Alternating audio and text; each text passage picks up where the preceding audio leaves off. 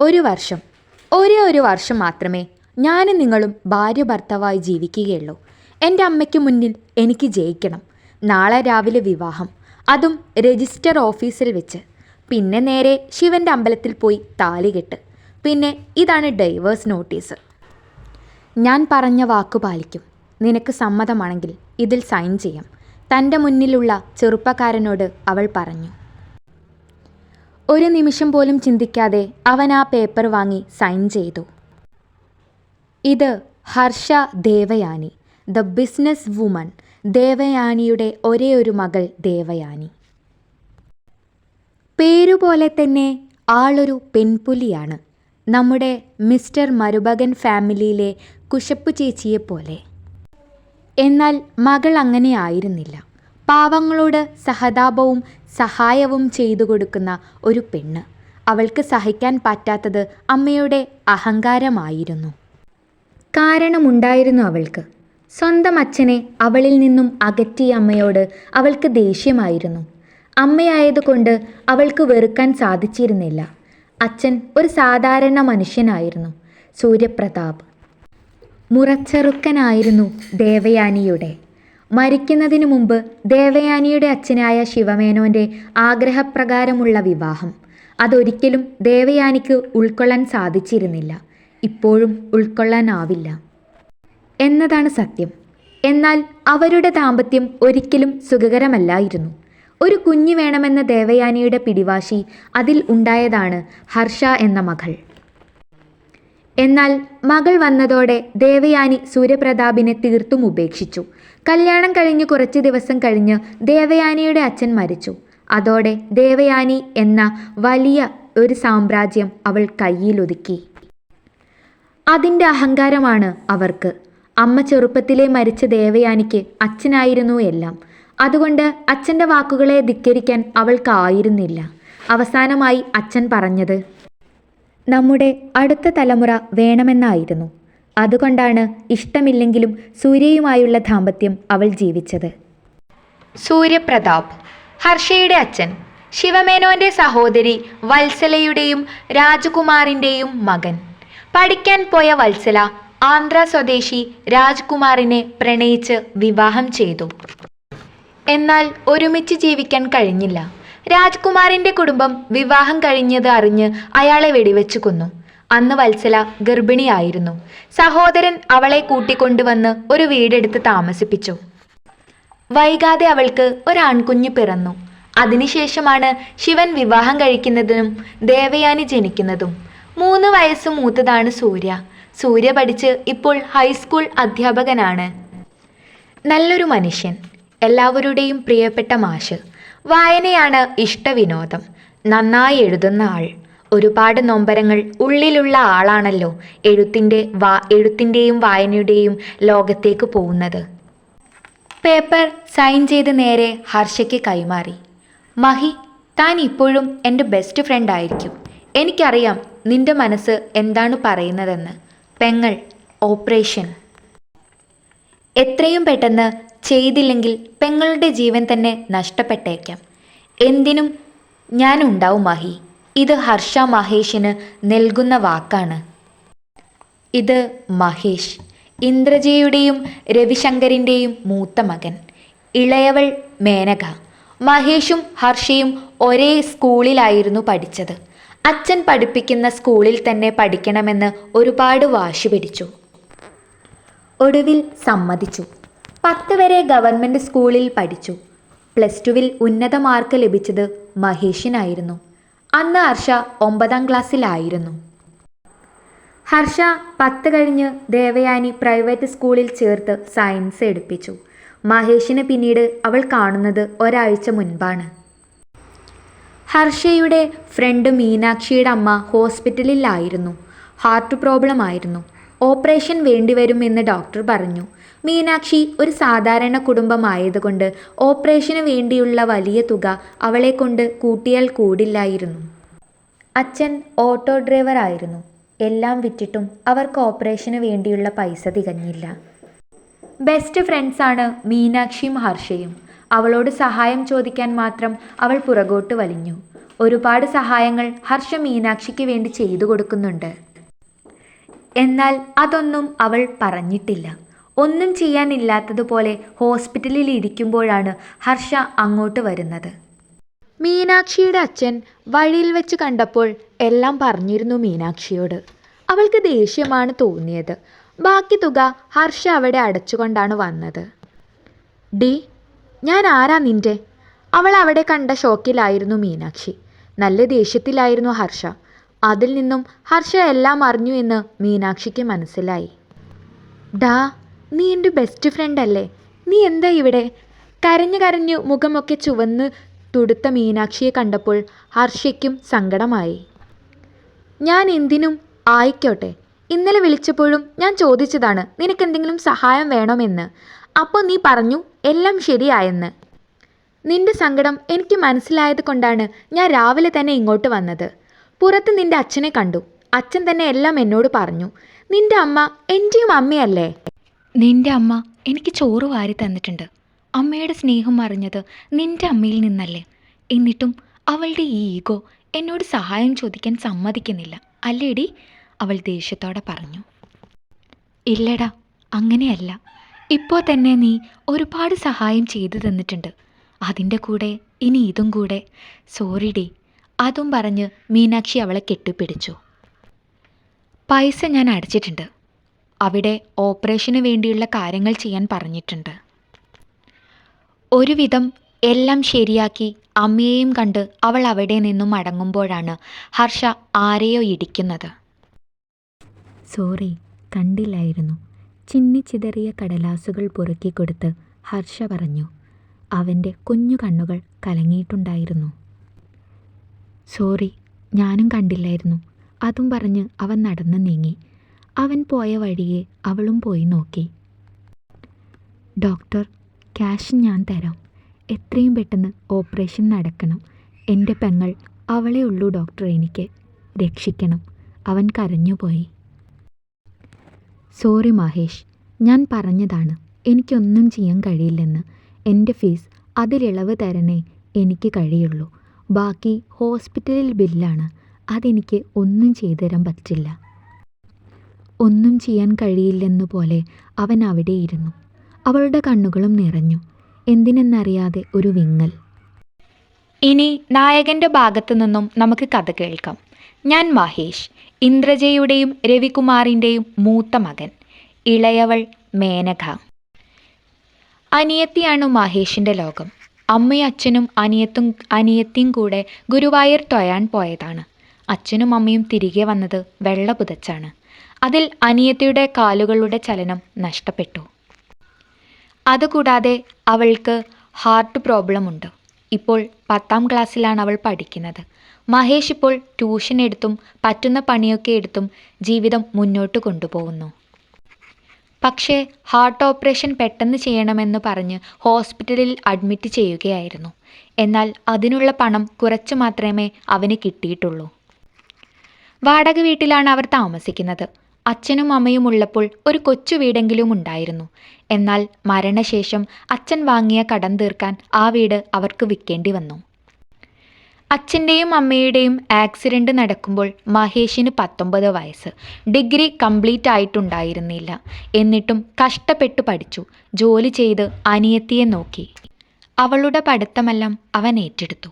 അതിനുപരി അവൾക്ക് വേണ്ടിയുള്ള ചികിത്സ, അതിനു വേണ്ടിയായിരുന്നു അവൻ ഒരുപാട് കഷ്ടപ്പെട്ട് പണിയെടുത്തത്. ഡിഗ്രി കഴിഞ്ഞ് അക്കൗണ്ടിംഗ് പഠിച്ച് അവനൊരു പ്രൈവറ്റ് കമ്പനിയിൽ ജോലിക്ക് പോയി തുടങ്ങി. അതിനിടയിലാണ് അനിയത്തിയായ മേനകയ്ക്ക് നെഞ്ചുവേദന കൂടിയത്. 2 ലക്ഷത്തോളം രൂപയാണ് അവർ അടച്ചാൽ ഓപ്പറേഷൻ നടത്തുക എന്ന് പറയുന്നത്. അങ്ങനെ ഇരിക്കുമ്പോഴാണ് ഒരു ദിവസം ഹർഷ എന്നെ കാണാൻ വരുന്നത്. ഹർഷയെ മുൻപേ എനിക്കറിയാം. ദേവയാനി ഗ്രൂപ്പ് ഓഫ് കമ്പനി ദേവയാനിയുടെ ഒരേയൊരു മകൾ. അതിലുപരി തങ്ങളുടെ സ്വന്തം പ്രിയപ്പെട്ട സൂര്യമാഷിൻ്റെ പ്രിയപ്പെട്ട പുത്രി.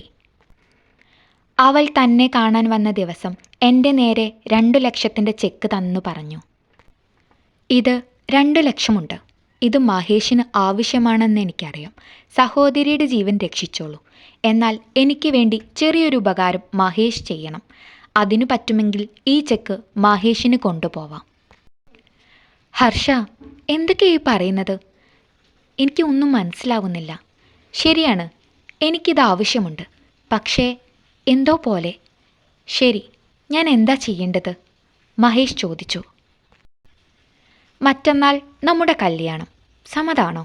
ഹർഷ അവൻ്റെ കണ്ണുകളിൽ നോക്കിക്കൊണ്ട് ചോദിച്ചു. വാട്ട്? എന്താ ഹർഷ ഇതൊക്കെ? കല്യാണം എന്നൊക്കെ കുട്ടിക്കളിയായിട്ടാണോ കണ്ടിരിക്കുന്നത്? ഞാൻ പണം എങ്ങനെയെങ്കിലും സംഘടിപ്പിക്കും. നീ പോവാൻ നോക്ക്, അവൻ ദേഷ്യത്തോടെ പറഞ്ഞു. ഞാൻ മുഴുവനായി പറഞ്ഞില്ല മഹേഷ്. എൻ്റെ എൻഗേജ്മെൻ്റാണ് മറ്റന്നാൾ. അമ്മയുടെ സുഹൃത്തിൻ്റെ മകൻ. എനിക്ക് ഒരിക്കലും ആ ബന്ധത്തെ ഇഷ്ടപ്പെടാൻ കഴിയില്ല. എനിക്കെൻ്റെ അച്ഛനെ വേണം, അമ്മയെയും വേണം. അച്ഛനെ തോൽപ്പിക്കാനാണ് അമ്മ ഇങ്ങനെയൊക്കെ ചെയ്യുന്നത്. എൻ്റെ അമ്മയുടെ മുന്നിൽ ഒരിക്കലെങ്കിലും എനിക്ക് ജയിക്കണം മഹേഷ്. ഒരേ ഒരു വർഷം എൻ്റെ ഭർത്താവായി അഭിനയിച്ചുകൂടെ? ഡിവോഴ്സ് നോട്ടീസാണിത്. ഇത് സൈൻ ചെയ്താൽ മതി. ഒരു വർഷം ഒന്നിച്ച് താമസിച്ച് നമുക്ക് നല്ല ഫ്രണ്ട്സായി നമുക്ക് പിരിയാം മഹേഷ്. Please help. എന്നൊന്ന് ഹെൽപ്പ് ചെയ്യണം. അവസാനം പറയുമ്പോൾ അവൾ കരഞ്ഞു പോയിരുന്നു. അവൻ്റെ മനസ്സിൽ അനിയത്തിയുടെ മുഖം നിറഞ്ഞു. പിന്നെ ഒന്നും ചിന്തിക്കാതെ അവൻ ഇതിനൊക്കെ സമ്മതമാണെന്ന് അറിയിച്ചു. പിറ്റേന്ന് അവൾ ഡിവോഴ്സ് നോട്ടീസ് ആയിട്ടായിരുന്നു വന്നത്. ഒന്നും നോക്കാതെ അവൻ സൈൻ ചെയ്തു. നാളെ രാവിലെ ഓപ്പറേഷൻ നടക്കും. അതിനു മുമ്പ് അമ്പലത്തിൽ താലികെട്ട്, അത് കഴിഞ്ഞ് ഓപ്പറേഷൻ കഴിഞ്ഞു മതി മാരേജ് രജിസ്റ്റർ ചെയ്യുന്നത് എന്ന് മഹേഷ് പറഞ്ഞു. നീ എവിടെയായിരുന്നു? വീട്ടിൽ ചെന്നപ്പോൾ തന്നെ ദേവയാനിയുടെ ഒച്ച കേട്ടു. ഞാൻ ഹോസ്പിറ്റലിൽ വരെ ഒന്ന് പോയതാണ്, ഹർഷ പറഞ്ഞു. എന്തിന്? ദേവയാനി ചോദിച്ചു. അമ്മയ്ക്ക് എന്തൊക്കെ അറിയണം? അവൾ ദേഷ്യത്തോടെ ചോദിച്ചു. ഞാൻ നിന്നെ വെയിറ്റ് ചെയ്ത് നിന്നതാ. നാളെ വിഘ്നേഷും ഫാമിലിയും വരും. അറിയാലോ, ചെറിയ രീതിയിൽ നിശ്ചയം നടത്തുന്നു. അവർക്ക് നിന്നെ ഒരുപാട് ഇഷ്ടപ്പെട്ടു, അവർ പറഞ്ഞു. ഓ, അവർക്കെന്നെ ഇഷ്ടപ്പെട്ടു. എനിക്കോ? അതെന്താ അമ്മ ചോദിക്കാത്തത്? അല്ലെങ്കിൽ എന്നാ അമ്മ എൻ്റെ അഭിപ്രായം ചോദിച്ച് മനസ്സിലാക്കിയിട്ടുള്ളത്? എനിക്കിഷ്ടമുള്ള വസ്ത്രം, ഭക്ഷണം, എന്തെങ്കിലും എൻ്റെ അഭിപ്രായം ചോദിച്ചിട്ടുണ്ടോ അമ്മ? അവൾ അലറിക്കൊണ്ട് ചോദിച്ചു. നിനക്കെന്താ അച്ചു? എന്തിനാ ഇപ്പോൾ ദേഷ്യം? പിന്നെ ഞാൻ പറഞ്ഞതനുസരിച്ച് ജീവിക്കണം. കാരണം ഞാൻ നിൻ്റെ അമ്മയാണ്. നിനക്ക് ജന്മം തന്ന് നിന്നെ ഇവിടെ വരെയും വളർത്താൻ കഴിയുമെങ്കിൽ ഇനി അതനുസരിച്ച് തന്നെ കഴിയണം, അമ്മ പറഞ്ഞു. അമ്മ ഒറ്റയ്ക്കല്ലല്ലോ എന്നെ ഉണ്ടാക്കിയത്. എൻ്റെ അച്ഛനും അതിൽ പങ്കില്ലേ? ആ അച്ഛനെ എനിക്ക് കാണാൻ പാടില്ല എന്ന് പറയാൻ അമ്മ ആരാ? അവൾ വീണ്ടും ദേഷ്യത്തോടെ പറഞ്ഞു. ഒരച്ഛൻ? എന്തിനാ അങ്ങനെ ഒരച്ഛനെ? ഒരു വിലയുമില്ലാത്ത അച്ഛൻ. അത് പറഞ്ഞ് ദേവയാനി ദേഷ്യത്തോടെ സ്വന്തം മുറിയിലേക്ക് പോയി. ഹർഷ പൊട്ടി പൊട്ടി കരഞ്ഞു. അവളോട് അച്ഛൻ പറഞ്ഞ വാക്കുകൾ അവൾ ഓർത്തു. നിന്റെ അമ്മയെ എനിക്ക് ജീവനായിരുന്നു ഒരു കാലത്ത്. എൻ്റെ മാത്രം ദേവിയായിരുന്നു അവൾ. നിന്റെ അമ്മയോളം ഒന്നിനെയും ഞാൻ ഇതുവരെ സ്നേഹിച്ചിട്ടില്ല. എന്നെങ്കിലും അവൾക്കെൻ്റെ സ്നേഹം മനസ്സിലാവും. കാത്തിരിക്കുകയാണ് മോളെ അച്ഛൻ. നിന്റെ അമ്മയ്ക്ക് ചുറ്റും ശത്രുക്കളാണ്. അവർക്കൊക്കെ അമ്മയല്ല ആവശ്യം, അമ്മയുടെ പണവും പ്രതാപവുമാണ്. എല്ലാം നഷ്ടപ്പെട്ട് ജീവിക്കാൻ ഒരിക്കലും അവൾക്ക് കഴിയില്ല. പിന്നെ അമ്മ ഇപ്പോൾ കൊണ്ടുവന്ന വിഘ്നേഷിനെക്കുറിച്ച് അമ്മ അന്വേഷിച്ചു നോക്കിയിട്ടുണ്ടാവില്ല. എന്നാൽ ഒരച്ഛനെന്ന നിലയിൽ ഞാൻ അന്വേഷിച്ചു മനസ്സിലാക്കി. അവൻ വെറും ഒരു പകൽമാന്യനാണ്. രാത്രി അയാൾക്ക് പണി വേറെയാണെന്ന്. പെണ്ണും ലഹരിയുമൊക്കെയാണ് ബിസിനസ്. പണം, അതാണ് അവനും ആവശ്യം. പിന്നെ മക്കളുടെ ഇപ്പോഴത്തെ തോന്നിവാസം ഇപ്പോഴത്തെ അച്ഛനും അമ്മയും അറിയുന്നില്ലല്ലോ, അല്ലേ? നമ്മുടെ നാട്ടിൽ എന്തൊക്കെയാണ് നടക്കുന്നതെന്ന് നമുക്ക് തന്നെ അറിയില്ല. നിന്റെ ജീവിതമാണ്, നീ അതിന് നിന്ന് കൊടുക്കരുത്. നിന്റെ ഇഷ്ടം എന്താണോ അതാണ് അച്ഛന് വലുത്. അച്ഛനുണ്ട് കൂടെ, മകൾക്ക് കാവലായി, ഭാര്യയ്ക്ക് കാവലായി. അച്ഛൻ്റെ നെഞ്ചിലേക്ക് ചാഞ്ഞുകൊണ്ട് അച്ഛൻ പറഞ്ഞു തന്ന വാക്കുകൾ ശരിയാണ്. വിഘ്നേഷ് നല്ലൊരാളല്ല. അച്ഛനു പിറകെ അയാളെക്കുറിച്ച് താനും അന്വേഷിച്ചു. എന്തു വന്നാലും അമ്മ നാളെ ഇവിടെ അവരെ വരുത്തും. തോൽക്കില്ല. ദേവയാനിയുടെ ചോരയാണ്. വാശിക്കൊട്ടും ഈ ഹർഷയും മോശമല്ല. ഫോണെടുത്ത് മഹേഷിനെ വിളിച്ചു. പറ ഹർഷ. ഫോൺ എടുത്ത പാടെ അവൻ ചോദിച്ചു. എങ്ങനെയാ അവിടെ കാര്യങ്ങൾ? എല്ലാം ഓക്കെ അല്ലേ? അവൾ ചോദിച്ചു. ഇവിടെയെല്ലാം ഓക്കെയാണ്. എല്ലാ ടെസ്റ്റും ചെയ്തു. ഇന്ന് അല്ലെങ്കിൽ നാളെ രാവിലെ 7 മണിക്ക് അവർ അവളെ ഓപ്പറേഷൻ തിയേറ്ററിലേക്ക് മാറ്റും. അതിനുള്ളിൽ നമ്മുടെ കാര്യങ്ങളൊക്കെ ഓക്കെ ആവില്ലേ? മഹേഷ് ചോദിച്ചു. ഞാൻ രാവിലെ 6 മണിക്ക് അമ്പലത്തിലെത്തും. ആ സമയത്ത് മഹേഷും വന്നാൽ മതി. ശരി, അങ്ങനെ ആവട്ടെ, അവനൊരു ശ്വാസത്തോടെ പറഞ്ഞു. ഇരുവരും അറിഞ്ഞിരുന്നില്ല നാളെ തങ്ങൾക്ക് വെച്ച വിധിയെ തടുക്കാൻ പറ്റുമോ ഇല്ലയോ എന്ന്. അതിരാവിലെ കുളിച്ച് സെറ്റ് സാരി ഉടുത്ത് മിതമായ രീതിയിൽ മേക്കപ്പ് ചെയ്ത് ഒരു പൊട്ട് തൊട്ട് അവൾ നേരത്തെ വീട്ടിൽ നിന്നും ഇറങ്ങി. രാവിലെ ആയതുകൊണ്ട് തന്നെ ആരും എണീറ്റിരുന്നില്ല. മെല്ലെ അമ്മയുടെ മുറിയിൽ പോയി അമ്മയുടെ കാൽ തൊട്ട് അനുഗ്രഹം വാങ്ങി. നേരെ സ്കൂട്ടി ഉന്തിത്തള്ളി ഗേറ്റിന് വെളിയിലെത്തിച്ചു. സെക്യൂരിറ്റി ചേട്ടൻ ഉറങ്ങുകയായിരുന്നു. ഇല്ലെങ്കിൽ അവരും മനുഷ്യരല്ലേ. നേരെ അമ്പലത്തിൽ ചെന്നു. തിരുമേനി വരുന്നതേ ഉണ്ടായിരുന്നുള്ളൂ. അവൾ ഫോണെടുത്ത് മഹേഷിനെ വിളിച്ചു. കുറച്ച് കഴിഞ്ഞ് അവനും വന്നു. അപ്പോഴേക്കും അമ്പലത്തിലെ തിരുമേനിയും വന്നു. വേറെ ആരും അത്ര രാവിലെ അവിടെ ഉണ്ടായിരുന്നില്ല. തിരുമേനി പൂജിച്ച താലി മഹേഷ് അർഷയുടെ കഴുത്തിൽ കെട്ടി. ഒരു നുള്ളു സിന്ദൂരം തൊട്ട് അവളുടെ സീമന്തരേഖ അവൻ ചുവപ്പിച്ചു. അവൻ്റെ ഉള്ളിൽ ഒരു കടൽ പോലെ മറിയുന്നുണ്ടായിരുന്നു. രണ്ടുപേരുടെയും കണ്ണുകൾ നിറഞ്ഞിരുന്നു. രണ്ടാളും കൈകൾ കൂപ്പി പ്രാർത്ഥിച്ചു. പേരറിയാത്ത നൊമ്പരം രണ്ടുപേരെയും മൂടുന്നുണ്ടായിരുന്നു. ഹോസ്പിറ്റലിൽ ഓപ്പറേഷൻ റൂമിന് പുറത്ത് ഹർഷയും മഹേഷും അക്ഷമയായിരുന്നു. കൂടെ മീനുവും ഉണ്ടായിരുന്നു.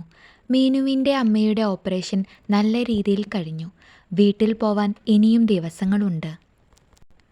മീനുവിനോട് എല്ലാ കാര്യങ്ങളും അവൾ പറഞ്ഞിട്ടുണ്ട്. അല്ലെങ്കിലും മീനുവിനറിയാത്തതായി ഒന്നും തന്നെ ഹർഷയുടെ ജീവിതത്തിലില്ല. നീണ്ട 4 മണിക്കൂറുകൾക്ക് ശേഷം ഓപ്പറേഷൻ കഴിഞ്ഞു. ചെറുപുഞ്ചിരിയോടെ ഡോക്ടർ പുറത്തു വന്നു. ഓപ്പറേഷൻ നല്ല രീതിയിൽ നടന്നു. 24 മണിക്കൂർ കഴിഞ്ഞ് ബോധം വരൂ. നാളെ കഴിഞ്ഞ് നോക്കി റൂമിലേക്ക് മാറ്റാം. ഇൻഫെക്ഷൻ ഉണ്ടാവാൻ ചാൻസ് ഉണ്ടാകും. അതുകൊണ്ട് ഇപ്പോൾ ICUവിൽ ഇരിക്കട്ടെ. മഹേഷിനോട് ഡോക്ടർ അത് പറഞ്ഞു പുറത്തേക്ക് പോയി. അച്ചു വന്നേ. മീനു ഹർഷയെയും കൊണ്ട് പുറത്തേക്ക് പോയി. ഡാ, നീ ഇത്രയും സീരിയസ് ആയാണ് പറഞ്ഞതെന്ന് എനിക്കറിയില്ലായിരുന്നു. നിന്നെ ഇങ്ങനെ കണ്ടപ്പോൾ സത്യം പറഞ്ഞാൽ സന്തോഷം തോന്നുന്നുണ്ട്. നിന്നെ ഈ വേഷത്തിൽ കാണാൻ. അതുമല്ല, താൻ ഒരിക്കൽ സ്നേഹിച്ചവൻ. പറഞ്ഞൂടായിരുന്നോ നിനക്ക് നിൻ്റെ ഇഷ്ടം? എനിക്കറിയാം നിൻ്റെ ഉള്ളിൽ മഹേഷിനെ ഒരിക്കലും അടർത്തി മാറ്റാൻ കഴിയില്ലെന്ന്. നീ ഈ താലി ഏറ്റുവാങ്ങുമ്പോൾ പ്രാർത്ഥിച്ചില്ലേ എന്നിൽ നിന്നും ഒരിക്കലും അടർത്തി മാറ്റരുതെന്ന്? മീനു അവളോട് ചോദിച്ചപ്പോൾ ഹർഷയുടെ കണ്ണുകൾ നിറഞ്ഞു. ശരിയാണ് മീനു, ഞാൻ ആഗ്രഹിച്ചു പോവുകയാ ഈ താലി എന്നും എന്നിൽ ഉണ്ടാവണേ എന്ന്.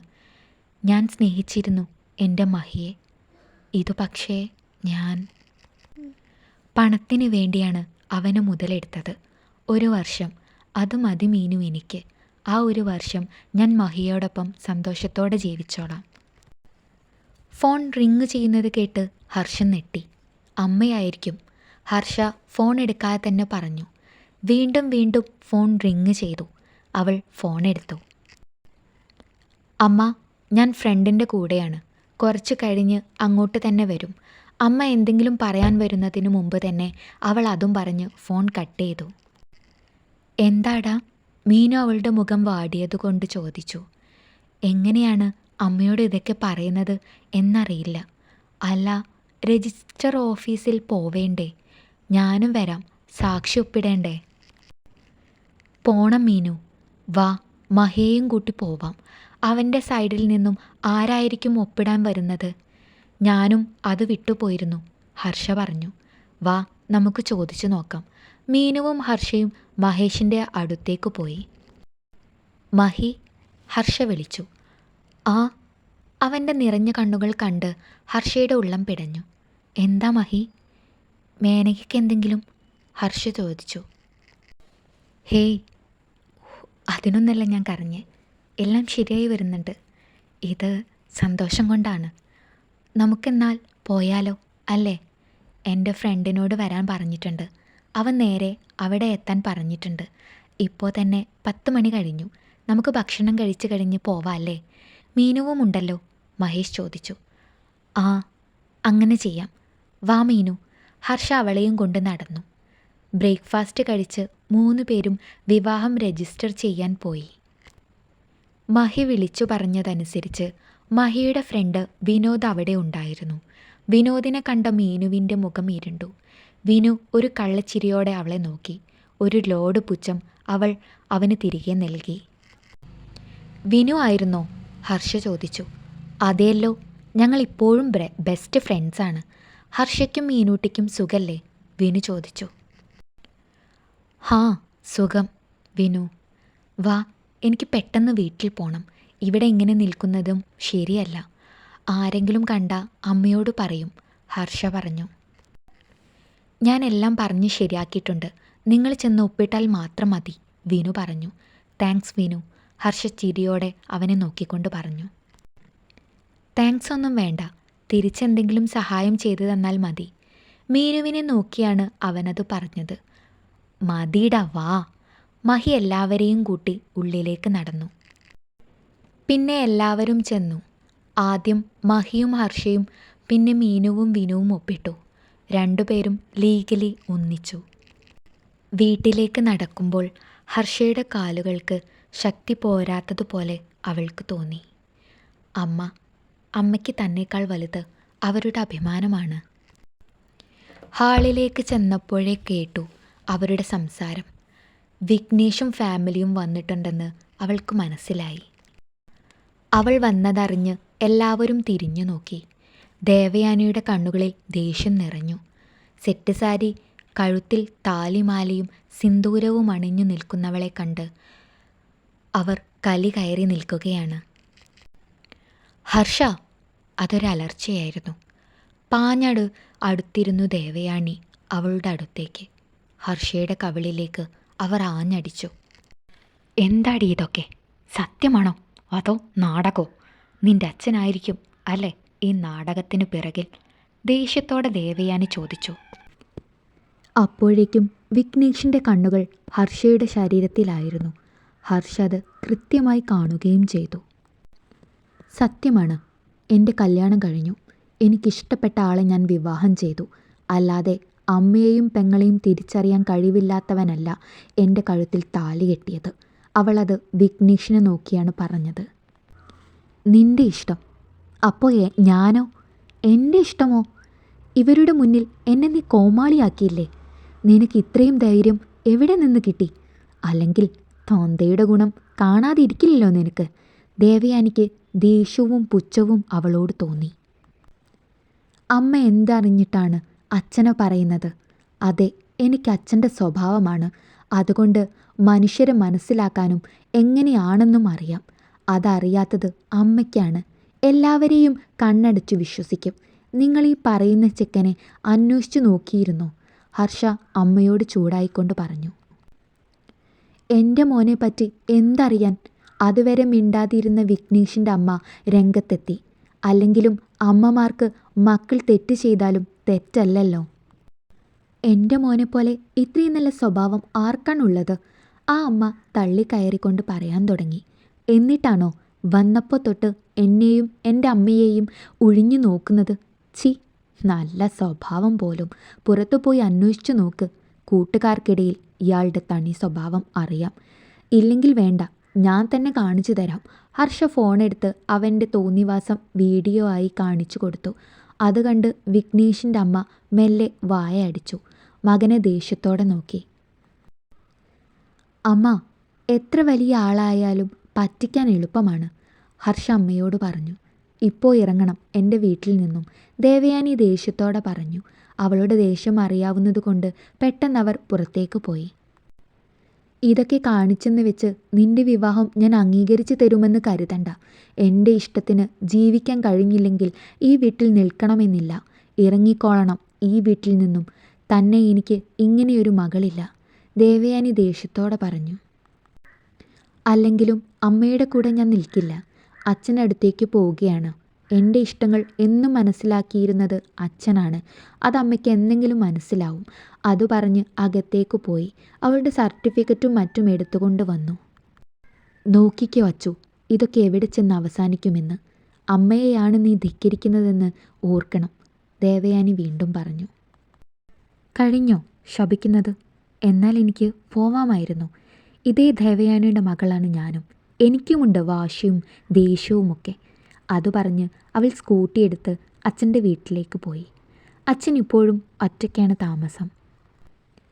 ഓടുപാകിയ വീടിൻ്റെ മുന്നിൽ അവളുടെ സ്കൂട്ടി വന്ന് നിന്നു. അതിൽ നിന്നും ഹർഷ ബാഗുമായി ഇറങ്ങി. പുറത്ത് തൂക്കിയിട്ട മണിയിൽ അവൾ കൈകൊണ്ട് തൊട്ടു. ശബ്ദം പുറത്തേക്ക് വന്നു. മോളോ, ഇതെന്താ ബാഗൊക്കെ ആയി? അല്ല, ഇതൊക്കെ എന്താ മോളെ? ആദ്യത്തെ ചോദ്യം സ്നേഹത്തോടെയും പിന്നെ അവളുടെ കഴുത്തിലെ താലിമാലയിലേക്ക് നീണ്ടു. അച്ഛാ, അത് ഞാൻ അകത്തേക്ക് വന്നോട്ടെ? അവൾ സൂര്യയോട് ചോദിച്ചു. വാ. അവർ രണ്ടാളും അകത്തേക്ക് ചെന്നു. അവിടെ സോഫയിലിരുന്നു. അച്ഛൻ അവൾക്ക് വെള്ളം കൊണ്ടുവന്നിട്ട് കൊടുത്തു. അച്ഛാ, ഇന്നെൻ്റെ വിവാഹമായിരുന്നു. ഹർഷ അച്ഛനെ നോക്കിക്കൊണ്ട് പറഞ്ഞു. എന്താടാ കണ്ണാ നീ പറയുന്നേ? നിന്റെ വിവാഹമോ? ആരുമായിട്ട്? ഞങ്ങളെ ഒന്നും അറിയിക്കാതെ എന്ത് വിവാഹം? അയാൾ ചോദിച്ചു. അയാൾക്ക് അവളോട് ദേഷ്യമല്ലായിരുന്നു, മകളുടെ മേലിലുള്ള ആദിയായിരുന്നു ഉള്ളം നിറയെ. അതച്ഛാ, ഇന്ന് അമ്മ ആ വിഘ്നേഷുമായുള്ള നിശ്ചയം നടത്താൻ തീരുമാനിച്ചിരിക്കുകയായിരുന്നു. എന്നാൽ ഞാൻ കുറേ എതിർത്തു നോക്കി. അമ്മ അമ്പിനും വില്ലിനും അടുക്കുന്നില്ലായിരുന്നു. പിന്നെ എൻ്റെ മുന്നിൽ ഇതേ ഒരു വഴിയുണ്ടായിരുന്നുള്ളൂ, അവൾ പറഞ്ഞു. ശരി, അതിന് ഇത് മാത്രമാണോ പോംവഴി? അല്ല, ആരാണ് നിന്റെ കഴുത്തിൽ താലി ചാർത്തിയ ആൾ? നിന്റെ മഹിയാണോ? അയാൾ ചോദിച്ചു. അവൾ അത്ഭുതത്തോടെ ചോദിച്ചു. അച്ഛൻ എങ്ങനെ അറിഞ്ഞു? അവൻ ഇവിടെ വന്നിരുന്നു കുറച്ച് ദിവസങ്ങൾക്ക് മുന്നേ. നീ വിവാഹം ചെയ്യണമെന്ന് നിർദ്ദേശം വെച്ചതെല്ലാം അവൻ എന്നോട് പറഞ്ഞു. അനിയത്തിക്ക് വേണ്ടി അവൻ അത് സമ്മതം പറഞ്ഞെന്നും പിന്നെ ചിന്തിച്ചപ്പോൾ തോന്നിയതാണ് പോലും എന്നോട് വന്ന് കാര്യങ്ങൾ പറയണമെന്ന്. ഞാൻ നിന്റെ ഇഷ്ടം അതാണെങ്കിൽ അത് നടക്കട്ടെ എന്ന് വെച്ചു. അല്ലെങ്കിലും ഓർമ്മ വെച്ച നാൾ മുതൽ എൻ്റെ മോളുടെ മനസ്സിൽ അവനാണല്ലോ. കാണാൻ നല്ല പയ്യനും, നിന്നെ പൊന്നുപോലെ നോക്കും, അച്ഛൻ പറഞ്ഞു. അവൾക്ക് സന്തോഷം കൊണ്ട് കണ്ണുകൾ നിറഞ്ഞു. അച്ഛനോട് പറയണമായിരുന്നു എന്നവൾക്ക് തോന്നി. പണ്ടു മുതലേ എല്ലാ കാര്യങ്ങളും അച്ഛനോട് അവൾ പറയും. അച്ഛൻ അവൾക്ക് നല്ലൊരു ഫ്രണ്ട് കൂടിയായിരുന്നു. അച്ഛൻ അവളുടെ ഇഷ്ടങ്ങൾ മനസ്സിലാക്കി അവൾക്കൊപ്പം നിൽക്കുന്ന ആളായിരുന്നു. സോറി അച്ഛ, അവൾ അച്ഛനെ കെട്ടിപ്പിടിച്ചുകൊണ്ട് പറഞ്ഞു. സാരമില്ല, അച്ഛൻ്റെ അനുഗ്രഹം എപ്പോഴും ഉണ്ടാവും രണ്ടാൾക്കും. പിന്നെ അമ്മ വീട്ടിൽ നിന്ന് പുറത്താക്കി അല്ലേ? അച്ഛൻ ചിരിയോടെ ചോദിച്ചു. അമ്മയ്ക്ക് വാശിയാണ്, എന്നെ മനസ്സിലാക്കുന്നേയില്ല, അവൾ അച്ഛൻ്റെ നെഞ്ചിലേക്ക് ചാരിക്കൊണ്ട് പറഞ്ഞു. നമുക്ക് അമ്മയെ ശരിയാക്കാം. അവളുടെ ചുറ്റുമുള്ളവരാണ് അമ്മയെ അങ്ങനെ ആക്കിയെടുക്കുന്നത്, അയാളൊരു നിശ്വാസത്തോടെ പറഞ്ഞു. മകളുടെ തലയിൽ തലോടി. ഹോസ്പിറ്റലിൽ ഇരുന്ന് മഹേഷ് വീർപ്പ് മുട്ടുന്നുണ്ടായിരുന്നു. ഹർഷ വീട്ടിലേക്ക് പോയി. എന്താണെന്നോ എന്തായി എന്നോ അറിയാൻ കഴിഞ്ഞിട്ടില്ല. മീനുവിനെ പോലും കണ്ടിട്ടില്ല. അമ്മയുടെ സ്കാനിങ് എടുക്കാൻ വേണ്ടി അവൾ വേറെ എവിടെയോ ആണ്. എന്തെങ്കിലും വരട്ടെ എന്ന് കരുതി മഹേഷ് ഫോണെടുത്ത് ഹർഷയെ വിളിച്ചു. മോളെ, നിൻ്റെ ഫോൺ റിങ് ചെയ്യുന്നു, അച്ഛൻ പറഞ്ഞു. മഹിയായിരിക്കും, എന്തായി കാര്യങ്ങളെന്നൊക്കെ അറിയാൻ വിളിക്കുകയായിരിക്കും, അവൾ ഫോൺ നോക്കാതെ തന്നെ പറഞ്ഞു. പിന്നെ ബാഗിൽ നിന്ന് ഫോണെടുത്ത് ചെവിയിൽ വെച്ചു. ഹർഷ, എന്തായി അവിടെ? അമ്മ എന്ത് ചെയ്തു? നിശ്ചയം മുടങ്ങിയോ? അവൾ അങ്ങോട്ട് പറയുന്നതിന് മുന്നേ ഇങ്ങോട്ട് ചോദ്യങ്ങൾ ചോദിച്ചു തുടങ്ങിയിരുന്നു. മഹി, കുഴപ്പമില്ല, ഞാൻ അച്ഛൻ്റെ അടുത്താണ്. അമ്മ വീട്ടിൽ നിന്നും പുറത്താക്കി. അമ്മയുടെ വാശി. അച്ഛൻ അടുത്തുണ്ട്. അച്ഛൻ പറഞ്ഞു നീ കാണാൻ വന്നതൊക്കെ. അച്ഛന് സന്തോഷമേ ഉള്ളൂ, ഹർഷ സന്തോഷത്തോടെ പറഞ്ഞു. ഞാൻ നമ്മുടെ എഗ്രിമെൻ്റ് കാര്യങ്ങൾ ഒന്നും പറഞ്ഞിട്ടില്ല. അത് പറഞ്ഞപ്പോഴാണ് ഹർഷയ്ക്ക് അതിനെപ്പറ്റി ഓർമ്മ വന്നത്. അവൾക്കുള്ളിൽ സങ്കടം തോന്നി. വേണ്ടായിരുന്നു എന്ന് മനസ്സിൽ പറഞ്ഞുകൊണ്ടേയിരുന്നു. ഹർഷ, ഡോക്ടർ വിളിക്കുന്നു, ഞാൻ പിന്നെ വിളിക്കാം. അവൻ അതും പറഞ്ഞ് ഫോൺ കട്ട് ചെയ്തു. അവളുടെ ഉള്ളം കലങ്ങി മറിഞ്ഞുകൊണ്ടേയിരുന്നു. അച്ഛനോടൊപ്പം ജോലിയിൽ സഹായിച്ചും കൃഷി നോക്കിയും രാവിലെ നടക്കാൻ പോയും ഹർഷ ഹാപ്പിയായിരുന്നു. അല്ലെങ്കിലും അച്ഛനോടൊപ്പം അവൾ എന്നും സന്തോഷവതിയായിരുന്നു. അമ്മയോട് അവൾക്ക് ഇഷ്ടക്കുറവൊന്നുമില്ല. എന്നാൽ അവൾ എന്നും അച്ഛൻ പെണ്ണായിരുന്നു. അല്ലെങ്കിലും പെൺമക്കൾ അച്ഛൻ്റെ മക്കളാണല്ലോ. മഹേഷിൻ്റെ അനിയത്തെ റൂമിലേക്ക് മാറ്റിയിരുന്നു. ഇൻഫെക്ഷൻ ആവാൻ ചാൻസ് ഉള്ളതുകൊണ്ട് ആരെയും അകത്തേക്ക് സന്ദർശിക്കാൻ വിടുന്നില്ല. മഹേഷ് തന്നെ ഫുള്ളി ഹോസ്പിറ്റൽ ഡ്രസ്സിൽ തന്നെയാണ് ഒരു പ്രാവശ്യം അവളെ കണ്ടത്. മഹേഷ് UPSC എക്സാമിന് രജിസ്റ്റർ ചെയ്തിട്ടുണ്ട്. അതിൻ്റെ പഠിത്തവും നടക്കുന്നുണ്ട്. മഹേഷും ഹർഷയും എന്നും ഒരു പ്രാവശ്യമെങ്കിലും വിളിക്കും. സുഖവിവരങ്ങളും തിരിച്ച് ഫ്രണ്ട്ലി ടോക്ക് മാത്രമേ ഉണ്ടായിരുന്നുള്ളൂ. അത് ഹർഷയ്ക്ക് സന്തോഷം നൽകുന്നുണ്ടായിരുന്നു. ദേവയാനി അന്ന് അവിടെ നിന്നും ഇറങ്ങിയതിൽ പിന്നെ തിരിച്ചു വിളിച്ചിട്ടില്ല. 2 ആഴ്ചയ്ക്ക് ശേഷം രാവിലെ പോസ്റ്റ്മാൻ്റെ ശബ്ദം കേട്ടാണ് കിച്ചണിൽ ഇഡ്ഡലിയും സാമ്പാറും ഉണ്ടാക്കിക്കൊണ്ടിരിക്കുന്ന ഹർഷയും അച്ഛനും പുറത്തേക്ക് വന്നത്. മാഷേ, ഒരു രജിസ്റ്റർ കത്താണ്, ഒപ്പ് വേണം, പോസ്റ്റ്മാൻ ചിരിയോടെ പറഞ്ഞു. സൂര്യപ്രതാപ് അയാൾക്ക് പുഞ്ചിരിയോടെ തന്നെ അത് ഒപ്പിട്ട് വാങ്ങി. എന്താ അച്ഛാ ഇത്? ഹർഷ ചോദിച്ചു. അറിയില്ല, ചിലപ്പോൾ എഴുതിയ കഥകൾക്ക് അംഗീകാരം കിട്ടിയതായിരിക്കും. അയാൾ അത് തുറന്നു നോക്കി. Divorce notice. അയാളുടെ കൈകൾ വിറച്ചു, കണ്ണുകൾ നിറഞ്ഞു. എന്നെങ്കിലും തന്നിലേക്ക് വരുമെന്ന് കരുതിയ ആൾ തനിക്ക് വിവാഹമോചനം നൽകിയിരിക്കുന്നു. അയാൾ അത് തളർത്തി. അച്ഛൻ്റെ കയ്യിൽ നിന്നും വാങ്ങി ഹർഷ അത് വായിച്ചു. ഹർഷയ്ക്ക് ദേഷ്യമാണ് തോന്നിയത്, കൂടെ സങ്കടവും. അച്ഛാ, ഹർഷ അച്ഛനെ നോക്കി വിളിച്ചു. ഈ അച്ഛൻ തോറ്റുപോയിരിക്കുന്നു. അതും പറഞ്ഞ് അയാൾ താഴേക്ക് കുഴഞ്ഞു വീണു. ഹർഷ അച്ഛനെ താങ്ങി പിടിച്ച് നിലത്തേക്കിരുന്നു. കണ്ണുകൾ നിർത്താതെ പെയ്തുകൊണ്ടേയിരുന്നു. മെല്ലെ അയാളുടെ തല നിലത്തേക്ക് വെച്ച് അവൾ വേഗം പോയി ഫോൺ എടുത്തു. ആദ്യം ആരെ വിളിക്കണമെന്നറിയാതെ അവൾ ശങ്കിച്ചു. മഹിയുടെ മുഖം ഓർമ്മയിൽ വന്നതും അവൾ പെട്ടെന്ന് മഹിക്ക് കോൾ ചെയ്തു. എന്താടാ പ്രശ്നം? ഹലോ പറയുന്നതിനു മുൻപേ ഫോണിൽ ഹർഷയുടെ തേങ്ങൽ കെട്ട് മഹി അവളോട് ചോദിച്ചു. അത് മഹി, അച്ഛൻ വീണു, പെട്ടെന്നൊന്ന് വരാവോ? ഹർഷ കരച്ചിലിനിടയിലും എങ്ങനെയൊക്കെയോ പറഞ്ഞൊപ്പിച്ചു. ഹാ, ഞാൻ ഇപ്പം എത്തി. അതും പറഞ്ഞവൻ ഹോസ്പിറ്റലിൽ നിന്നും ടാക്സി വിളിച്ച് മാഷിൻ്റെ വീട്ടിലേക്ക് വിട്ടു. പിന്നെ എല്ലാം പെട്ടെന്നായിരുന്നു. കാഷ്വാലിറ്റിയിൽ കൊണ്ടുപോയി. കുറച്ച് സമയത്തിന് ശേഷം ഡോക്ടർ പുറത്തേക്ക് വന്നു. ഡോക്ടർ, അച്ഛന്? ഹർഷ കരഞ്ഞുകൊണ്ട് ചോദിച്ചു. ഇങ്ങനെ കരയാൻ മാത്രം ഒന്നുമില്ല, പേടിക്കണ്ട. BP ലോ ആയതാണ്. താങ്ങാൻ പറ്റാത്ത എന്ത് കാര്യമാണ് മാഷിന്? ഡോക്ടർ ചോദിച്ചു. അത് ഡോക്ടർ, അത് അച്ഛൻ്റെ വ്യക്തിപരമായ കാര്യങ്ങളാണ്. ഇപ്പോൾ അച്ഛന് എന്തെങ്കിലും പ്രശ്നമുണ്ടോ? അവൾ ചോദിച്ചു. ശരി, ട്രിപ്പ് ഇട്ടിട്ടുണ്ട്. അത് തീർന്നാൽ വീട്ടിലേക്ക് പോവാം. ടെൻഷൻ ഉണ്ടാക്കുന്ന കാര്യങ്ങളൊന്നും അദ്ദേഹത്തിനോട് പറയാതെ ഇരിക്കുക. ഡോക്ടർ അത് പറഞ്ഞ് അവിടെ നിന്നും പോയി. അച്ചു, എന്താ ഉണ്ടായത്? പെട്ടെന്ന് ഇങ്ങനെ വരാൻ? ഡോക്ടർ പോയതും മഹി ഹർഷയോട് ചോദിച്ചു. അമ്മ അച്ഛന് വിവാഹമോചനം അയച്ചിരിക്കുന്നു. ഹർഷ അത് പറഞ്ഞപ്പോൾ മഹി ഞെട്ടി. എന്തൊക്കെയാ അച്ചു നീ പറയുന്നത്? നിന്റെ അമ്മയ്ക്ക് എന്താ? മഹി ചൂടായി. ഭ്രാന്ത് അല്ലാതെ എന്താ? ഞാനായിരുന്നു അമ്മയ്ക്കുള്ള തടസ്സം. എൻ്റെ വിവാഹം അമ്മ വിചാരിച്ചതുപോലെ നടത്തിയാൽ പിന്നെ അമ്മയ്ക്കും അച്ഛനും പിരിയാലോ എന്നെനിക്കറിയാമായിരുന്നു. അതുകൊണ്ടാണ് ഞാൻ മഹിയോട് വിവാഹം ചെയ്യാൻ പറഞ്ഞത്. അമ്മയുടെ വാശി തോൽക്കട്ടെ എന്ന് വിചാരിച്ചു. എന്നാൽ തോറ്റത് ഞാനാണ് മഹി. എനിക്ക് വേണ്ടി ഇനിയും അച്ഛനെ വേദനിപ്പിച്ച് ജീവിക്കാൻ എനിക്ക് പറ്റില്ല മഹി. അമ്മ ഈ ബന്ധം പിരിയുമ്പോൾ ഞാൻ എന്ന മകൾ എന്ന ബന്ധവും പിരിയേണ്ടി വരും, ഹർഷ പറഞ്ഞു. എല്ലാം ശരിയാവും. ഇനിയും ഒരാഴ്ച ഇവിടെ തന്നെ നിൽക്കണം. നീ വാ, അവൾ നിന്നെ അന്വേഷിച്ചു. ഇപ്പം പ്രശ്നമില്ല, ഒന്നുമില്ല കാണുന്നതിനൊക്കെ, മഹി പറഞ്ഞു. വേണ്ട മഹി, ഞാൻ നാളെ വരാം. ഇന്ന് മൂഡ് ശരിയില്ല. ശരി, മഹി പറഞ്ഞു. മഹി കൂടെയുള്ളത് ഹർഷയ്ക്ക് ആശ്വാസം തോന്നി. എന്നും എൻ്റെ കൂടെ ഉണ്ടാവുമോ മഹി? അവളുടെ മനസ്സിൽ അവനോട് ചോദിച്ചു കൊണ്ടേയിരുന്നു. അത്രമേൽ അവൾ അവനെ ആഗ്രഹിക്കുന്നുണ്ടായിരുന്നു. ട്രിപ്പ് കഴിഞ്ഞിട്ടുണ്ട്, ഡിസ്ചാർജ് ചെയ്തിട്ടുണ്ട്. ബില്ലടിച്ച് വീട്ടിൽ പോവാം. നല്ല ക്ഷീണമുണ്ട്. ഉപ്പിട്ട കഞ്ഞി കൊടുത്താൽ മതി, പിന്നെ ഇളനീർ കൊടുക്കാം, നേഴ്സ് പറഞ്ഞു. ഹർഷ ബില്ലുമായി റിസപ്ഷനിൽ പോയി അടച്ചു വന്നു. അച്ഛനെ തിരികെ കൊണ്ടുവന്നു വീട്ടിലേക്ക്. എല്ലാത്തിനും സഹായത്തിന് മഹി ഒപ്പം തന്നെ ഉണ്ടായിരുന്നു. മഹി. പോവാനൊരുങ്ങുന്ന മഹിയെ ഹർഷ വിളിച്ചു. എന്താ അച്ചു? മഹി ചോദിച്ചു. അത് മഹിക്കെന്നോട് ദേഷ്യമുണ്ടോ? ഹർഷ ചോദിച്ചു. എന്തിനാടോ ദേഷ്യം? അവൻ തിരികെ ചോദിച്ചു.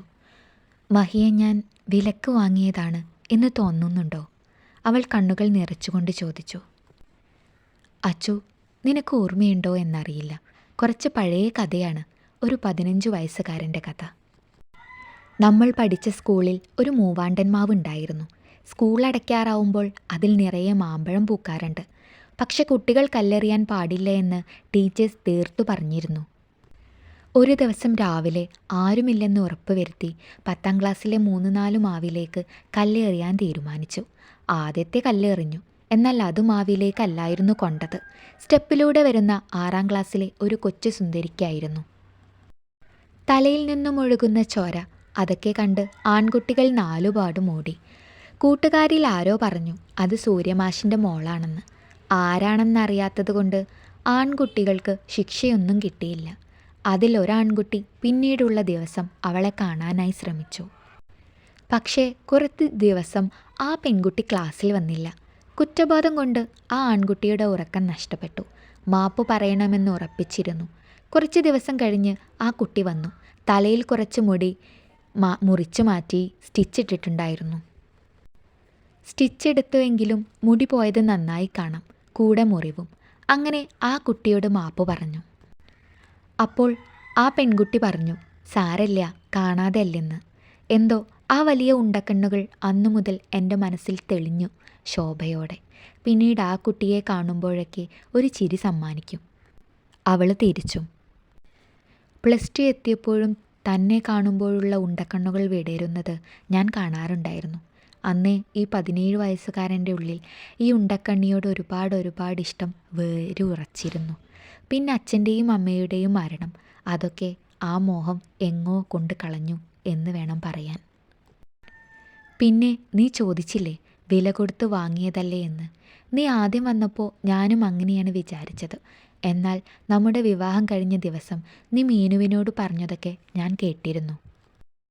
നിൻ്റെ ഉള്ളിലും എന്നോട് ഇഷ്ടമുണ്ടെന്നറിഞ്ഞപ്പോൾ ഞാൻ എത്രമാത്രം സന്തോഷിച്ചെന്നു. ഞാൻ ഈ സ്നേഹത്തിനൊക്കെ അർഹനാണോ എന്നാടാ ഞാൻ ചിന്തിക്കുന്നത്. പിന്നെ കുഞ്ഞിയുടെ ചികിത്സയ്ക്ക് ചിലവായ പൈസ അത് ഞാൻ അധ്വാനിച്ച് കടം വീട്ടും. അവൻ പറഞ്ഞു നിർത്തിയപ്പോൾ അവൾ പൊട്ടിക്കരഞ്ഞ് അവനെ കെട്ടിപ്പിടിച്ചു. സോറി മഹി, എനിക്ക് മഹിയെ ഒരുപാട് ഇഷ്ടമാണ്. അതാ അമ്മ വിവാഹം എന്നൊക്കെ പറഞ്ഞപ്പോൾ ഞാൻ സമ്മതിക്കാതെ നിന്നത്. അന്ന് എനിക്ക് അതേ വഴി ഉണ്ടായിരുന്നുള്ളൂ. സോറി മഹി, ഹർഷ പറഞ്ഞു. അതൊക്കെ വിട്. അച്ഛനെയും അമ്മയെയും നമുക്ക് ചേർത്ത് നിർത്തണം. നിന്റെ കൂടെ എന്നും ഞാനുണ്ടാകും. അവളെ ചേർത്ത് പിടിച്ച് നെറ്റിയിൽ അവൻ്റെ സ്നേഹചുംബനം നൽകി അവൻ വാക്കുകൊടുത്തു. ചേച്ചി. മഹിയുടെ അനിയത്തി മേഘനയുടെ അടുത്ത് പോയതാണ് ഹർഷ. ഇപ്പോൾ അവൾക്ക് സംസാരിക്കാൻ പറ്റും. മോൾക്ക് വേദന തോന്നുന്നുണ്ടോ? ഹർഷ അവളുടെ തലയിൽ തലോടി ചോദിച്ചു. ഇല്ല ചേച്ചി. ചേച്ചി ഇനി ഞങ്ങളോടൊപ്പം താമസിക്കുമോ? അവൾ ചോദിച്ചു. മോൾക്കാദ്യം എല്ലാം ഭേദമായി ഹോസ്പിറ്റലിൽ നിന്നും പോകുമ്പോൾ നമ്മൾ ഒരുമിച്ച് നിൽക്കും, അവൾ ഒരു ചിരിയോടെ പറഞ്ഞു. മഹിയോടൊപ്പം അവൾ പുറത്തേക്ക് നടന്നു. മഹി, ഹർഷ വിളിച്ചു. എന്താ അച്ചു? മഹിക്കും കുഞ്ഞിക്കും ഇനി ഞങ്ങളുടെ കൂടെ അച്ഛൻ്റെ വീട്ടിൽ താമസിച്ചൂടെ? വെറുതെ വാടക കൊടുത്ത് താമസിക്കുന്നത് എന്തിനാ? അവൾക്കിപ്പോൾ വീട്ടിൽ വന്നാലും ഒരാളുടെ ആവശ്യമുണ്ട്. ഞങ്ങളുടെ വീട്ടിലാവുമ്പോൾ ഞാൻ നോക്കാം അവളെ, അവൾ മഹിയോട് പറഞ്ഞു. അത് പിന്നെ അവൻ ആലോചിച്ചു. അച്ഛനാണ് പറഞ്ഞത്. അച്ഛനെക്കുറിച്ചാണ് ആലോചിക്കുന്നതെങ്കിൽ അച്ഛൻ തന്നെയാണ് ഇന്ന് ഈ കാര്യം മഹിയോട് പറയാൻ പറഞ്ഞത്, അവൾ പറഞ്ഞു. നോക്കട്ടെ, ഞാൻ വരാം, അവൻ ചിരിയോടെ പറഞ്ഞു. ഞാൻ പോവാ, വിളിക്കാം. ഹർഷ അവനോട് യാത്ര പറഞ്ഞു പോയി. വീടിൻ്റെ മുറ്റത്ത് അമ്മയുടെ കാർ നിൽപ്പുണ്ടായിരുന്നു.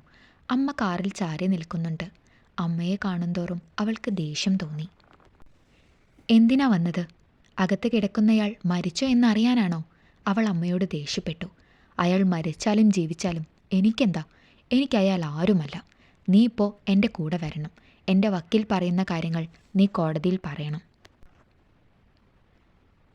അതിനു വേണ്ടിയാണ് ഈ നശിച്ച മുറ്റത്ത് കാല് കുത്തിയത്. ദേവയാനി ദേഷ്യത്തോടെ പറഞ്ഞു. ഞാൻ വരില്ല. അമ്മയുടെ താളത്തിന് തുള്ളൻ ഹർഷയെ കിട്ടില്ല. ആ മനുഷ്യൻ ഒരു ജന്മം മുഴുവൻ നിങ്ങളെ സ്നേഹിച്ചിട്ടേയുള്ളൂ. എന്നെങ്കിലും ആ സ്നേഹം നിങ്ങൾ തിരിച്ചു കൊടുക്കും എന്ന് ആ മനുഷ്യൻ ആഗ്രഹിക്കുന്നുണ്ട്. പക്ഷേ ഇന്നലെ നിങ്ങളുടെ ഡിവോഴ്സ് നോട്ടീസ് അദ്ദേഹത്തെ തളർത്തി. തോറ്റുപോയി ആ മനുഷ്യൻ. ദൈവം പൊറുക്കില്ലമ്മ നിങ്ങളോട്. ഈ പണത്തിനു മേലുള്ള ദൈവത്തെ മറക്കുന്ന പ്രവൃത്തിയുണ്ടല്ലോ, അതൊക്കെ മുകളിൽ ഒരാൾ കാണുന്നുണ്ടെന്ന് ഓർമ്മ വേണം. പിന്നെ നിങ്ങളുടെ വക്കീൽ പറയുന്നത് കേൾക്കാൻ ഞാൻ ദേവയാനിയല്ല, സൂര്യപ്രതാപിൻ്റെ ചോരയിൽ പിറന്ന ഹർഷയാണ്. നിങ്ങളുടെ മകൾ എന്ന് പറയാൻ പോലും എനിക്കിപ്പോൾ അറപ്പാണ്. എൻ്റെ അച്ഛനെ മോചിപ്പിച്ച് പുതിയ ബന്ധങ്ങൾ തുടരാനാവും അല്ലേ? അവൾ പുച്ഛത്തോടെ ചോദിച്ചു. അതേടി, അങ്ങേരെ എൻ്റെ ഭർത്താവ് എന്ന് എനിക്ക് പറയാൻ തന്നെ നാണക്കേടാണ്. നിന്നെ ഓർത്ത് നിന്റെ വിവാഹം കഴിയാൻ വേണ്ടി മാത്രമാണ് ഞാൻ ഇത്രയും കാലം അയാളെ സഹിച്ചത്.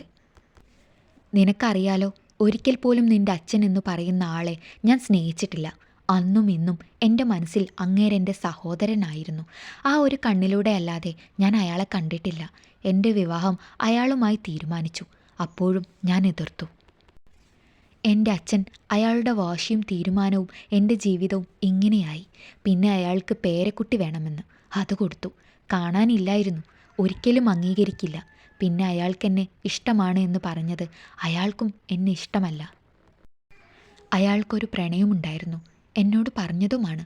പിന്നെ ഇനിയും എനിക്ക് വയ്യ അയാളെ കൂടെ കൂട്ടാൻ. മതിയായി എല്ലാം കൊണ്ടും. മോചനം വേണം എനിക്ക്.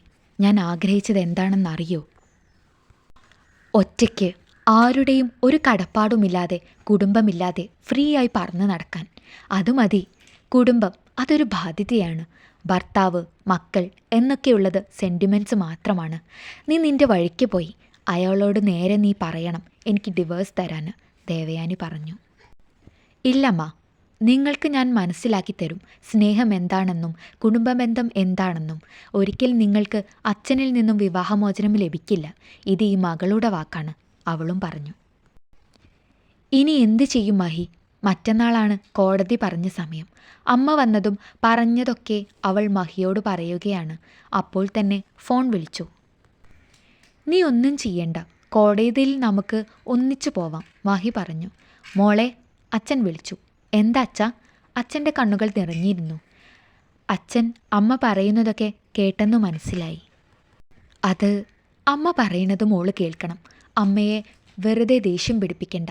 ഇത്രയും കാലം ഞാനും അവളും രണ്ടിടത്തല്ലേ ജീവിച്ചത്, ഒന്നിച്ചുണ്ടായിരുന്നില്ലല്ലോ. അച്ഛന് സങ്കടമൊന്നുമില്ല. അവൾക്ക് ഞാൻ സന്തോഷത്തോടെ വിവാഹമോചനം നൽകും, അച്ഛൻ കണ്ണുകൾ നിറഞ്ഞുകൊണ്ട് പറഞ്ഞു. പിറ്റേ ദിവസം തന്നെ മഹി വീട് ഉടമസ്ഥന് കൊടുത്തു. ഹർഷയുടെ വീട്ടിലേക്ക് വന്നു. മഹി, അച്ഛൻ വിളിച്ചു. മാഷി വിഷമിക്കേണ്ട, നമുക്ക് ശരിയാക്കാം. അവരുടെ സംസാരം കേട്ടാണ് ഹർഷ വന്നത്. മഹി, അവൾക്കും സന്തോഷമായി. അവൾ അവനെ മുറിയിലേക്ക് കൊണ്ടുപോയി. വീട് വെറുതെ വാടക കൊടുക്കണ്ടല്ലോ, അതാ ഇന്ന് തന്നെ വന്നത്, അവൻ പറഞ്ഞു. മഹിക്ക് ഏതു മുറിയാണ് വേണ്ടത് എന്ന് നോക്കിക്കോളൂ, ഞാൻ ചായ എടുക്കാം, അവൾ പറഞ്ഞു. എനിക്ക് നിന്റെ മുറി മതി, അവനൊരു കള്ളച്ചിരിയോടെ പറഞ്ഞു. അത് കേട്ട് അവൾ ഞെട്ടി. അതു പിന്നെ, അവൾ വിക്കി. നീ പേടിക്കേണ്ട, ഒരു മുറിയിൽ ഒന്നിച്ച് കിടന്നു എന്ന് വെച്ച് ഒന്നും സംഭവിക്കില്ല.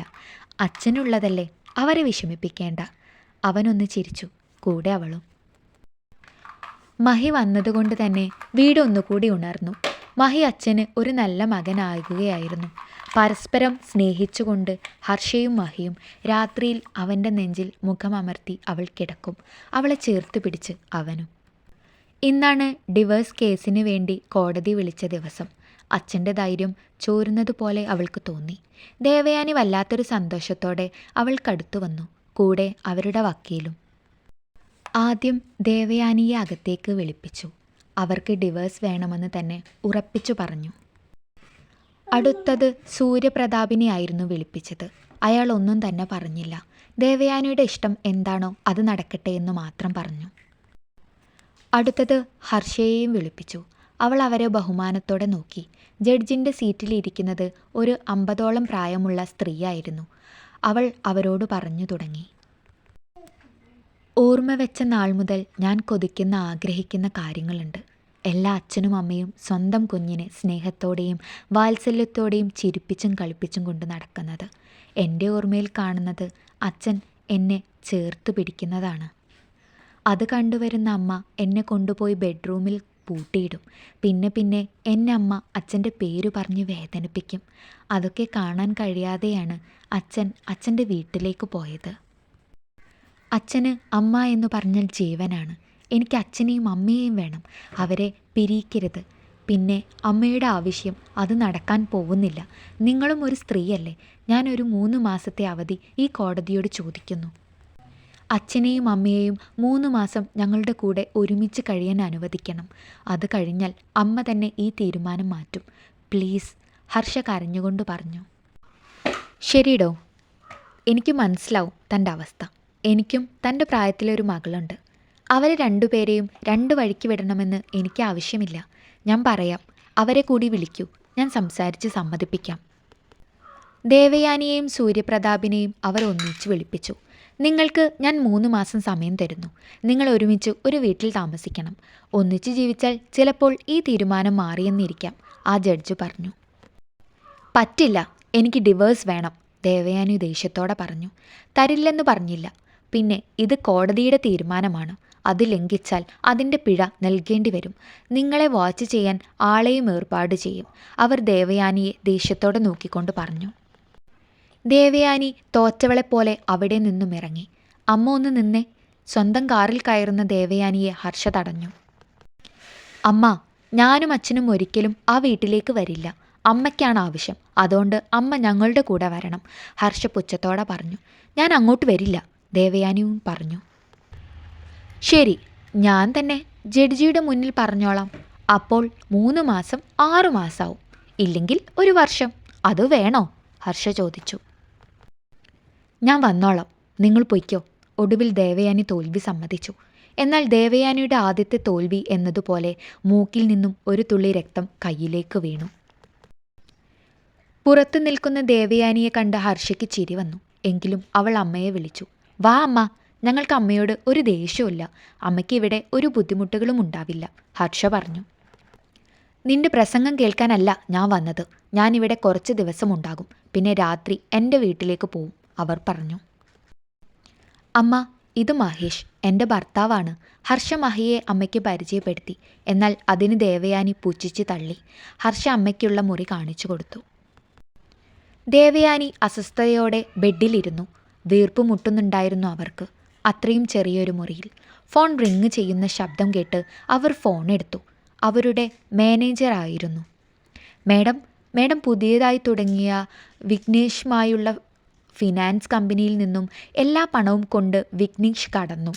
അതറിഞ്ഞുകൊണ്ട് അവരൊക്കെ ഇവിടുത്തെ കമ്പനിയിൽ വന്ന് പ്രശ്നം ഉണ്ടാക്കുകയാണ്. മേഡം ഇതുവരെ ഒന്ന് വരണം, മാനേജർ അതും പറഞ്ഞ് ഫോൺ വെച്ചു. ദേവയാനി ഉടനെ തന്നെ അവിടേക്ക് പോവാൻ തയ്യാറായി. അമ്മ, ഇത് എങ്ങോട്ടാ? ഹർഷ ചോദിച്ചു. എനിക്ക് ഓഫീസിൽ പോവണം, അവർ പറഞ്ഞു പുറത്തേക്ക് പോയി. മഹി, ഹർഷ വിളിച്ചു. എന്താടാ? അമ്മ ഓഫീസിൽ പോയിട്ടുണ്ട്. എന്തോ പ്രശ്നമുള്ളതുപോലെ. നമുക്ക് കൂടെ പോയാലോ? എന്തോ അമ്മ നല്ല ടെൻഷനിലാണ്, ഹർഷ പറഞ്ഞപ്പോൾ ഹർഷയുടെ സ്കൂട്ടി മഹി എടുത്തു. കൂടെ ഹർഷയും കയറി. ഓഫീസിൽ ദേവയാനി എത്തുമ്പോൾ ഒരുപാട് ആളുകളെല്ലാം വന്നിരുന്നു. വലിയ വലിയ ബിസിനസ് പാർട്ട്നേഴ്സ് മുതൽ സാധാരണക്കാർ വരെ ഉണ്ടായിരുന്നു. അവർക്കിടയിൽ നിന്നും ദേവയാനി നടന്നേ നീങ്ങി. എല്ലാവരും ഒന്ന് ശാന്തരാവൂ. നിങ്ങളുടെ പണം എന്തായാലും ഞാൻ തരും. അത് ഈ കാണുന്നതൊക്കെ വിറ്റുകൊണ്ടാണെങ്കിലും, അവൾ എല്ലാവർക്കും കേൾക്കെ പറഞ്ഞു. ഒരാഴ്ച എനിക്ക് സമയം വേണം, അവൾ എല്ലാവരോടായി പറഞ്ഞു. എല്ലാവരും അവരുടെ വാക്ക് കേട്ട് അവിടെ നിന്നും നടന്നേ നീങ്ങി. ഹർഷ വരുമ്പോൾ എല്ലാവരും പിരിഞ്ഞു പോകുന്നതാണ് കാണുന്നത്. എന്താണ് ഇവിടെ പ്രശ്നം? മഹി ചോദിച്ചു. അറിയില്ല മഹി, ഹർഷ പറഞ്ഞു. ചേട്ടാ, എന്താ ഇവിടുത്തെ പ്രശ്നം? പുറത്തു പോകുന്ന ഒരു സാധാരണ മനുഷ്യനോട് അവർ ചോദിച്ചു. അതോ, ഇവർ പുതുതായി തുടങ്ങിയ ഫിനാൻസ് കമ്പനി പാർട്ട്ണറായ വിഘ്നേഷില്ലേ, എല്ലാ പണവുമായി നാട് വിട്ടു. എന്തായാലും ആ മേഡം എല്ലാവരുടെയും പണം നൽകാമെന്ന് പറഞ്ഞിട്ടുണ്ട്. സമാധാനം. പണം പോയെന്നാണ് ഞങ്ങൾ വിചാരിച്ചത്. ഞങ്ങളൊക്കെ അധ്വാനിച്ചുണ്ടാക്കുന്ന പണമാണേ. അതും പറഞ്ഞ് അയാൾ പോയി.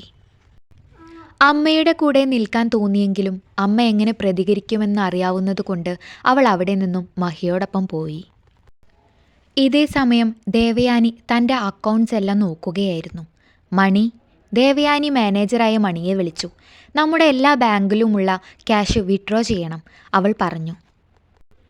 മേഡം, അത് അങ്ങനെ കൂടുതലായി കാണില്ല. നമ്മൾ നല്ലൊരു തുകയാണ് ആ ഫിനാൻസ് കമ്പനിക്ക് വേണ്ടി ചിലവഴിച്ചത്. അന്ന് കൂടുതൽ ക്യാഷും നമ്മളാണ് കൊടുത്തത്. അത് മേഡം അയാളെ മരുമകനാക്കുമെന്ന് കരുതിയാണെന്നറിയാം. എന്നാൽ ഇപ്പോൾ എല്ലാം തകിടം മറിഞ്ഞിരിക്കുന്നു. വിഘ്നേഷിനെയോ അമ്മയെയോ വിളിച്ചു നോക്കി. അവർ വിദേശത്തേക്ക് കടന്നു എന്നാണ് അറിയാൻ സാധിച്ചത്. എല്ലാം തകർന്നവളെപ്പോലെ അവൾ ഇരുന്നു. മേഡം, അക്കൗണ്ട്സ് എല്ലാം നോക്കി. അതിൽ നിന്നും 2 കോടി രൂപയാണുള്ളത്. മൊത്തം 10 കോടി രൂപയാണ് എല്ലാവർക്കുമായി കൊടുക്കേണ്ടത്. നമ്മൾ എന്ത് ചെയ്യും മേഡം? മാനേജർ പറഞ്ഞപ്പോഴാണ് അതിനെക്കുറിച്ച് അവൾ ആലോചിക്കുന്നത് തന്നെ. കൊറോണ കാരണം 2 വർഷക്കാലം ഒന്നും തന്നെ ലാഭമായി ഉണ്ടായിരുന്നില്ല. ഒന്ന് മെച്ചപ്പെടുത്താനായിരുന്നു ഫിനാൻസ് കമ്പനി തുടങ്ങിയത്. ഇനി എന്താ മുന്നോട്ട് ചെയ്യേണ്ടതെന്നാണ് അവൾ ആലോചിക്കുന്നത്. മണി, വീട് വിൽക്കാം. ഈ കമ്പനി വിൽക്കാൻ കഴിയില്ല. അച്ഛൻ കഷ്ടപ്പെട്ടാണ് ഈ കമ്പനി ഉണ്ടാക്കിയെടുത്തത്. ഒരുപാട് പാവങ്ങളുടെ ജീവിതം മാർഗമാണിത്. നെയ്ത്തുശാലയായിരുന്നു മുൻപത്. ഇപ്പോൾ വിപുലീകരിച്ച് അതിനെ പ്യുവർ ക്ലോത്ത് കമ്പനി എന്നാക്കി. വീട് അച്ഛൻ്റെയാണ്. എന്നാലും സാരമില്ല.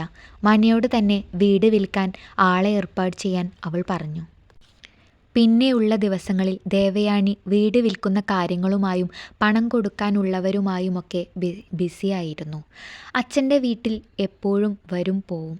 അച്ഛൻ അമ്മയെ കാണുന്നുണ്ടെങ്കിലും ദേവയാനി സൂര്യയെ കാണാത്ത പോലെ നടിക്കും. പോകെ പോകെ ദേവയാനി ക്ഷീണിതയായി കാണപ്പെട്ടു. ഹർഷയോട് പോലും അമ്മ സംസാരിക്കാൻ പോവാറില്ല. സന്തോഷത്തോടെ കഴിയാനാണ് കോടതിയിൽ അങ്ങനെ പറഞ്ഞതും അമ്മയെ ഇങ്ങോട്ട് കൊണ്ടുവന്നതുമൊക്കെ. എന്നാൽ അമ്മയാകെ സങ്കടത്തിലാവുകയായിരുന്നു. എല്ലാത്തിനും കാരണം താനാണല്ലോ എന്ന തോന്നലും ഹർഷയ്ക്ക് ഉള്ളിലുണ്ടായിരുന്നു. അതിനെ മഹി പറഞ്ഞ് സമാധാനിപ്പിച്ചു. ഇന്നാണ് വീട് വിൽക്കുന്നത്. ഹർഷയുടെയും സൂര്യയുടെയും. ഹർഷ വിവാഹിത ആയതുകൊണ്ട് മഹിയുടെയും ഒപ്പ് വേണമായിരുന്നു. എല്ലാം കഴിഞ്ഞ് പണം മണിയെ ഏൽപ്പിച്ചു. ബാക്കി തുക ബാങ്കിലിടാൻ പറഞ്ഞു. വിവരമറിഞ്ഞ് എല്ലാവരും ദേവയാനിയുടെ കമ്പനിയിൽ എത്തിയിരുന്നു. എല്ലാവർക്കും കണക്ക് പോലെ പണം നൽകി. ദേവയാനിക്ക് ഒരുപാട് സങ്കടമുണ്ടായിരുന്നെങ്കിലും ആരുടെയും ശാപം തൻ്റെ തലയിൽ വീഴാതിരിക്കാൻ വേണ്ടിയാണ് അവൾ സ്വന്തം വീട് പോലും വിറ്റത്. ദേവയാനി ഓർത്തു. അമ്മ. വീട്ടിലേക്ക് വന്ന് കയറി ബെഡിൽ കിടക്കുന്ന അമ്മയെ ഹർഷ വിളിച്ചു. അമ്മ ഒരുപാട് തകർന്നു പോയെന്ന് ഹർഷയ്ക്ക് അറിയാമായിരുന്നു. എന്നാൽ അമ്മയെ വിളിച്ചു നോക്കിയെങ്കിലും അമ്മ എണീക്കുന്നുണ്ടായിരുന്നില്ല. അമ്മയുടെ മൂക്കിൽ നിന്നും ബ്ലഡ് വരുന്നുണ്ടായിരുന്നു. അവൾ പേടിച്ച് മഹിയെയും അച്ഛനെയും വിളിച്ചു. ദേവു, ദേവു! അച്ഛൻ ഒരുപാട് വിളിച്ചെങ്കിലും അമ്മ കണ്ണു തുറന്നില്ല. മഹി അമ്മയുടെ മുറിയിൽ നിന്നും കാറിൻ്റെ ചാവി എടുത്തു വന്നു. അപ്പോഴേക്കും അച്ഛൻ അമ്മയെ എടുത്തുകൊണ്ട് വന്നിരുന്നു. ഹോസ്പിറ്റലിൽ എത്തിയതും കാഷ്വാലിറ്റി എത്തിയതും ഡോക്ടേഴ്സ് എത്തിയതും കാഷ്വാലിറ്റിയിൽ നിന്നും ICUവിലേക്ക് മാറ്റുന്നതുമൊക്കെ എല്ലാവരും നോക്കിക്കണ്ടു. അച്ഛനാകെ സങ്കടത്തിലായിരുന്നു. ഒരേ വീട്ടിലുണ്ടായിട്ടും അമ്മയെ മിണ്ടാനോ ശല്യപ്പെടുത്താനോ പോയിട്ടില്ല. അമ്മ ടെൻഷനാണെന്നും അറിഞ്ഞതു മുതൽ അച്ഛനും ടെൻഷനായിരുന്നു. മണിക്കൂറുകൾ ഒന്നായി. ICUവിന് പുറത്ത് എല്ലാവരുമുണ്ട്. ICUവിൻ്റെ മുന്നിൽ ഡോർ തുറക്കുന്നത് കാത്ത് അവർ ഇരുന്നു. ഡോക്ടർ പുറത്തേക്ക് വന്നു. ഡോക്ടർ, ദേവുവിന്? സൂര്യ ചോദിച്ചു. സൂര്യമാഷ്, ആ ചെറുപ്പക്കാരനായ ഡോക്ടർ വിളിച്ചു. അതെ. മാഷിന് എന്നെ ഓർമ്മയുണ്ടോ? ഞാൻ നിതിൻ കൃഷ്ണ. എന്നെ സാർ 4ാം ക്ലാസ് വരെ പഠിപ്പിച്ചിട്ടുണ്ട്, അവൻ പറഞ്ഞു. അതിന് ഒരു ചെറുചെറി സമ്മാനിച്ചു. ഡോക്ടർ ദേവു? വീണ്ടും സൂര്യ ചോദിച്ചു. സോറി, ദേവയാനി മേഡത്തിനിപ്പോൾ ബോധം വന്നിട്ടുണ്ട്. ടെസ്റ്റ് ചെയ്തിട്ടുണ്ട്. അതിൻ്റെയൊക്കെ റിസൾട്ട് വരണം. പിന്നെ എൻ്റെ സംശയമാണ്. റിസൾട്ട് വന്നാലേ കറക്റ്റായിട്ട് പറയാൻ പറ്റൂ, ഡോക്ടർ പറഞ്ഞു. എന്താ ഡോക്ടർ അമ്മയ്ക്ക്? ഹർഷയാണ് ചോദിച്ചത്. ബ്ലഡ് ക്യാൻസർ ആണോ എന്നാണ് എൻ്റെ സംശയം. ലാബ് ടെസ്റ്റ് കൊടുത്തിട്ടുണ്ട്. റിപ്പോർട്ട് വരാൻ സമയമെടുക്കും. പിന്നെ കുറച്ച് കഴിഞ്ഞ് എന്തായാലും റൂമിലേക്ക് മാറ്റാം, ഡോക്ടർ ചിരിയോടെ പറഞ്ഞു. ഡോക്ടർ, അമ്മയെ കാണാൻ പറ്റുമോ? ഹർഷ ചോദിച്ചു. അതല്ലേ പറഞ്ഞത്, റൂമിലേക്ക് ഷിഫ്റ്റ് ചെയ്യും, അപ്പോൾ കാണാം. പിന്നെ പേടിക്കാനൊന്നുമില്ല. ഇപ്പോൾ കുറച്ച് ടെൻഷൻ കൊണ്ടും ഭക്ഷണം കഴിക്കാതെയുള്ള ക്ഷീണവുമാണ്, അയാൾ പറഞ്ഞു പോയി. അച്ഛൻ്റെ ചുമരിൽ ഹർഷ ചാഞ്ഞു. അമ്മയുടെ വാത്സല്യവും സ്നേഹവും അറിഞ്ഞിട്ടില്ലെങ്കിലും അവൾക്ക് അമ്മയെ ഒരുപാട് ഇഷ്ടമായിരുന്നു. അവളുടെ കണ്ണുകൾ നിറഞ്ഞു. അച്ഛാ, അമ്മയ്ക്ക് ഒന്നുമില്ലല്ലോ അല്ലേ? അവൾ അച്ഛനോട് ചോദിച്ചു.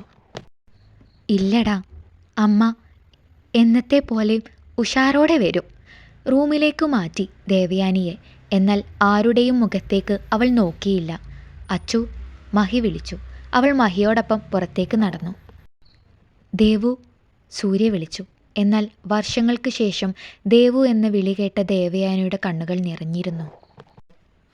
പൊറുക്കണം, ഞാൻ നിന്റെ ജീവിതമാണ് ഇല്ലാതാക്കിയത്. അന്ന് ഞാൻ വേണ്ടാന്ന് പറഞ്ഞിരുന്നുവെങ്കിൽ വിവാഹമേ നടക്കില്ലായിരുന്നു. പക്ഷേ എൻ്റെ സ്വാർത്ഥത, എന്നോ ഉള്ളിൽ കൂടിയ മോഹം, ഇഷ്ടം, അതൊക്കെയാണ് അന്ന് വിവാഹത്തിന് സമ്മതിപ്പിച്ചത്. അതൊരു ഏറ്റുപറച്ചിലായിരുന്നു. ഇത്രയും കാലം ഉള്ളിൽ വെച്ച് നടന്ന കാര്യങ്ങൾ പറഞ്ഞു. എന്നാൽ ദേവയാനി ഞെട്ടുകയാണ് ചെയ്തത്. അവളുടെ കണ്ണുകൾ നിറഞ്ഞു. എന്നോ താനും ആഗ്രഹിച്ചിരുന്നു തൻ്റെ മുറച്ചെറുക്കൻ സൂര്യപ്രതാപിനെ. എന്നാൽ അവളുടെ കൂട്ടുകാരിക്ക് അയാളെ ഇഷ്ടമാണ് എന്നറിഞ്ഞപ്പോൾ ഉള്ളിലുണ്ടായിരുന്ന മോഹത്തെ അവൾ തുടച്ചു മാറ്റുകയാണ് ചെയ്തത്. അന്ന് സൂര്യയോട് ചോദിച്ചപ്പോഴും തൻ്റെ ഉള്ളിൽ ഒരു ഇഷ്ടമുണ്ട് എന്ന് എപ്പോഴോ പറഞ്ഞു. എന്നാൽ ഇന്ന് അദ്ദേഹത്തിൻ്റെ ഉള്ളിൽ താനായിരുന്നു എന്ന് ഇന്നാണ് ദേവു അറിയുന്നത്. അവളുടെ കണ്ണുകൾ നിറഞ്ഞൊഴുകി. ഹാ, അകത്തേക്ക് വരൂ. ഡോക്ടർ വിളിച്ചതു പ്രകാരം ഡോക്ടറുടെ ക്യാബിനിലേക്ക് വന്നതാണ് ഹർഷയും മഹിയും. ഡോക്ടർ വിളിപ്പിച്ചത്? ഹർഷ ചോദിച്ചു. റിപ്പോർട്ട്സ് വന്നിട്ടുണ്ട്. എൻ്റെ സംശയം സത്യമാണ്, ഡോക്ടർ പറഞ്ഞു. ഡോക്ടർ, അമ്മയ്ക്ക്? ഹർഷയ്ക്ക് പേടിയായിരുന്നു. റിലാക്സ്, അമ്മ ഇപ്പോൾ ഓക്കെയാണ്. ഫസ്റ്റ് സ്റ്റേജിലായതുകൊണ്ട് തന്നെ പേടിക്കാനില്ല. അതിനു വേണ്ടിയുള്ള ചികിത്സ എടുക്കാം. ആയുർവേദം വേണമെങ്കിൽ അങ്ങനെ ചെയ്യാം. അല്ലാതെ തന്നെ നല്ല നല്ല ക്യാൻസർ സെൻ്ററുകൾ നമ്മുടെ ചുറ്റുവട്ടത്തുമുണ്ട്. പേടിക്കണ്ട, അമ്മയെ പറഞ്ഞ് മനസ്സിലാക്കണം. എത്രയും പെട്ടെന്ന് നല്ലൊരു ഹോസ്പിറ്റലിൽ നോക്കി ട്രീറ്റ്മെൻറ്റ് ആരംഭിക്കണം. ടെൻഷൻ പാടില്ല. ഫ്രീ ആയി ഇരുത്തണം അമ്മയെ, ഡോക്ടർ ചിരിയോടെ പറഞ്ഞു. അമ്മയെ നാളെ വീട്ടിലേക്ക് കൊണ്ടുപോവാട്ടോ, ഡോക്ടർ പറഞ്ഞു. മഹി, എൻ്റെ അമ്മ. ഡോക്ടറുടെ ക്യാബിനിൽ നിന്നും പുറത്തിറങ്ങി ഒരു കരച്ചിലോടെ മഹിയുടെ നെഞ്ചിലേക്ക് വീണു ഹർഷ. അച്ചു, ഇങ്ങനെ കരയല്ലേ മോളെ. അമ്മയ്ക്ക് ഒന്നുമില്ല. ഞാനില്ലേടോ തൻ്റെ കൂടെ. നാളെ തന്നെ നമുക്കിതിനു വേണ്ടിയുള്ള നല്ലൊരു ഡോക്ടറെ കാണാം. ഇപ്പോൾ ഇതിനൊക്കെ നല്ല ചികിത്സയുണ്ട്. നീ വാ. മഹി അച്ഛനോടും ദേവയാനിയോടും റൂമിൽ ചെന്ന് വിവരം പറഞ്ഞു. അച്ഛന് ഷോക്കായെങ്കിലും ദേവയാനിൽ ഞെട്ടലൊന്നും കണ്ടില്ല. അവർ ആ റിപ്പോർട്ട് മുൻപേ അറിഞ്ഞതുപോലെയായിരുന്നു. ദേവയാനി അപ്പോഴും ആരോടും ഒന്നും മുണ്ടിയിരുന്നില്ല. എന്തോ കുറ്റബോധമായിരുന്നു, ഇല്ലെങ്കിൽ പണത്തിനു മേലുള്ള അഹങ്കാരം. കുറച്ച് നഷ്ടം സംഭവിച്ചപ്പോഴേ തൻ്റെ അഹങ്കാരം അവർ മനസ്സിലാക്കിയിരുന്നു. തൻ്റെ അഹങ്കാരം മൂലം നശിച്ചു കളഞ്ഞത് തൻ്റെ ജീവിതമായിരുന്നു, സന്തോഷങ്ങളായിരുന്നു, സ്വപ്നങ്ങളായിരുന്നു. സ്വന്തം കുഞ്ഞിനെ കൊഞ്ചിക്കാനോ ലാളിക്കാനോ ഒന്നും താൻ മുതിരാറില്ല. അമ്മ എന്ന വാക്ക് കേൾക്കുന്നത് പോലും ദേഷ്യമായിരുന്നു. സ്വന്തം സൗന്ദര്യത്തിൽ അഹങ്കരിച്ചു. കല്യാണം കഴിഞ്ഞപ്പോൾ തൊട്ട് കേൾക്കുന്നതാണ്, എന്ത് കണ്ടിട്ടാണ് ദേവു നീ നിൻ്റെ ആ കറുത്ത ചെക്കനെ കല്യാണം കഴിച്ചതെന്ന്. വെളുത്തു പാൽ പോലെ സുന്ദരിയായ നീ തെറ്റ് ചെയ്തു എന്നായിരുന്നു എല്ലാവരുടെയും കളിയാക്കൽ. കറുപ്പ് നിറമല്ല, ഇളം കറുപ്പ് നിറമാണ്. എന്നാലും കാണാൻ വിജയ് സേതുപതി ലുക്കാണ്. അന്നൊക്കെ ആ ദേഷ്യം മുഴുവൻ കാണിച്ചത് സൂര്യയോടായിരുന്നു. അച്ഛനോടും ദേഷ്യമായിരുന്നു. ആദ്യമായി തോന്നിയ ഇഷ്ടം ഫ്രണ്ട്സിനോട് പറഞ്ഞപ്പോൾ അപ്പോഴും കിട്ടി ഒരുപാട് കളിയാക്കലുകളും കുറ്റപ്പെടുത്തലുകളും. എന്നാൽ തൻ്റെ ജീവിതം തന്നെ അതേ ആളുടെ കൂടെ എന്നറിഞ്ഞപ്പോഴും സങ്കടവും ദേഷ്യവുമായിരുന്നു. ആദ്യമായി തോന്നിയ ഇഷ്ടം പോലും എന്നോ മണ്ണിനടിയിലായിരുന്നു. പിന്നെ അച്ഛൻ്റെ ആഗ്രഹം പേരക്കുട്ടി വേണമെന്നായിരുന്നു. ഒറ്റ ദിവസം മാത്രം സൂര്യയോട് ആവശ്യപ്പെട്ടു.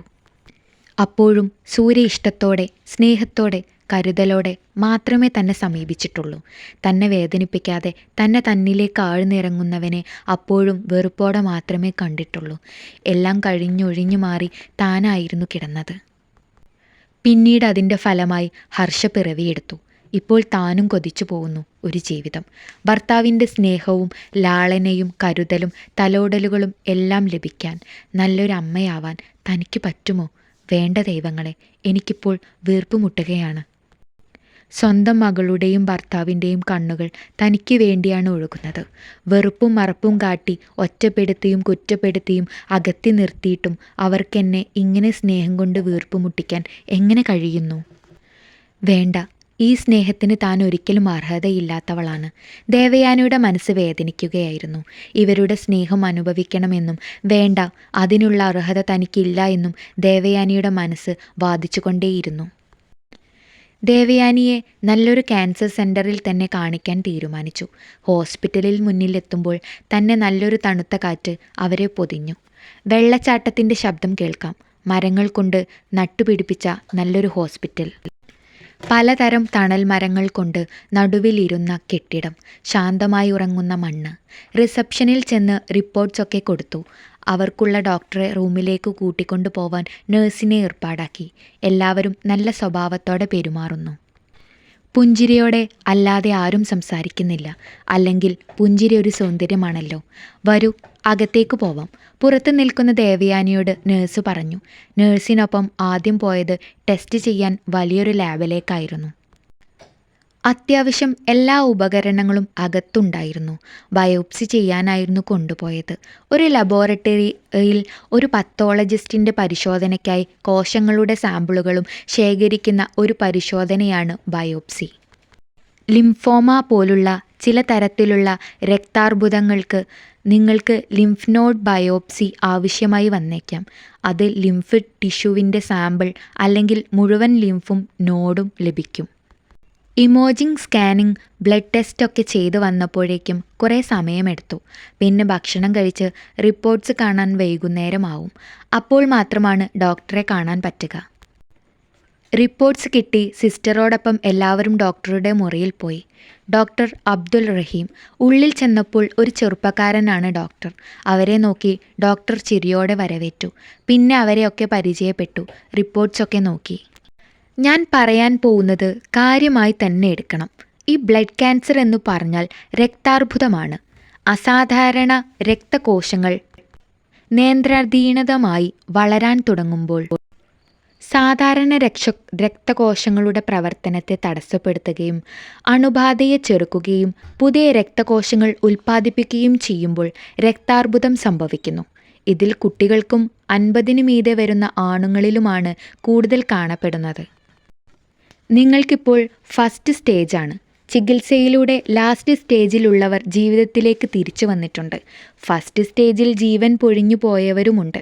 പിന്നെ ഇപ്പോൾ കീമോ തെറാപ്പിയും റേഡിയേഷൻ തെറാപ്പിയുമാണ് ചികിത്സാരീതി. ആളുടെ പ്രായം, ആരോഗ്യം എല്ലാം നോക്കി രോഗത്തിൻ്റെ കാഠിന്യം നോക്കിയായിരിക്കും ചികിത്സ ഞങ്ങൾ കൊടുക്കുന്നത്. എന്തായാലും വിശദമായി ഞങ്ങൾ പരിശോധിച്ച ശേഷം ട്രീറ്റ്മെൻറ്റ് സ്റ്റാർട്ട് ചെയ്യും. 1 മാസം ഇവിടെ ഈ ഹോസ്പിറ്റലിൽ കഴിയേണ്ടി വരും. ഒരാൾക്ക് ഇവിടെ താമസിക്കാം. ഒരു സഹായത്തിന് ഡോക്ടർ പറഞ്ഞ എല്ലാ കാര്യങ്ങളും അവർ സമ്മതിച്ചു കൊടുത്തു. ദേവയാനി അപ്പോഴും ഒന്നും പറയാതെ ദൂരെ സൂര്യൻ പൊട്ടുപോലെ മായുന്നത് നോക്കി നിന്നു. ദേവയാനിയോടൊപ്പം സൂര്യപ്രതാപായിരുന്നു കൂടെ താമസിച്ചത്. കൂടെ ഞാനുണ്ട് എന്ന പോലെ ആയിരുന്നു അയാളുടെ പെരുമാറ്റം. ഏത് അസുഖമായാലും അത് വന്നവർ തന്നെ വിചാരിക്കണ്ടേ ഭേദമാവണമെന്ന്. സ്വയം വിശ്വാസമാണ് ചികിത്സയ്ക്ക് വേണ്ടത്. താൻ ജീവിതത്തിലേക്ക് തിരിച്ചു വരുമെന്നതാണ് ആദ്യത്തെ വിജയം. കീമോയും റേഡിയേഷനും എല്ലാം അതിൻ്റെ വഴിക്ക് നടന്നു പോകുന്നു.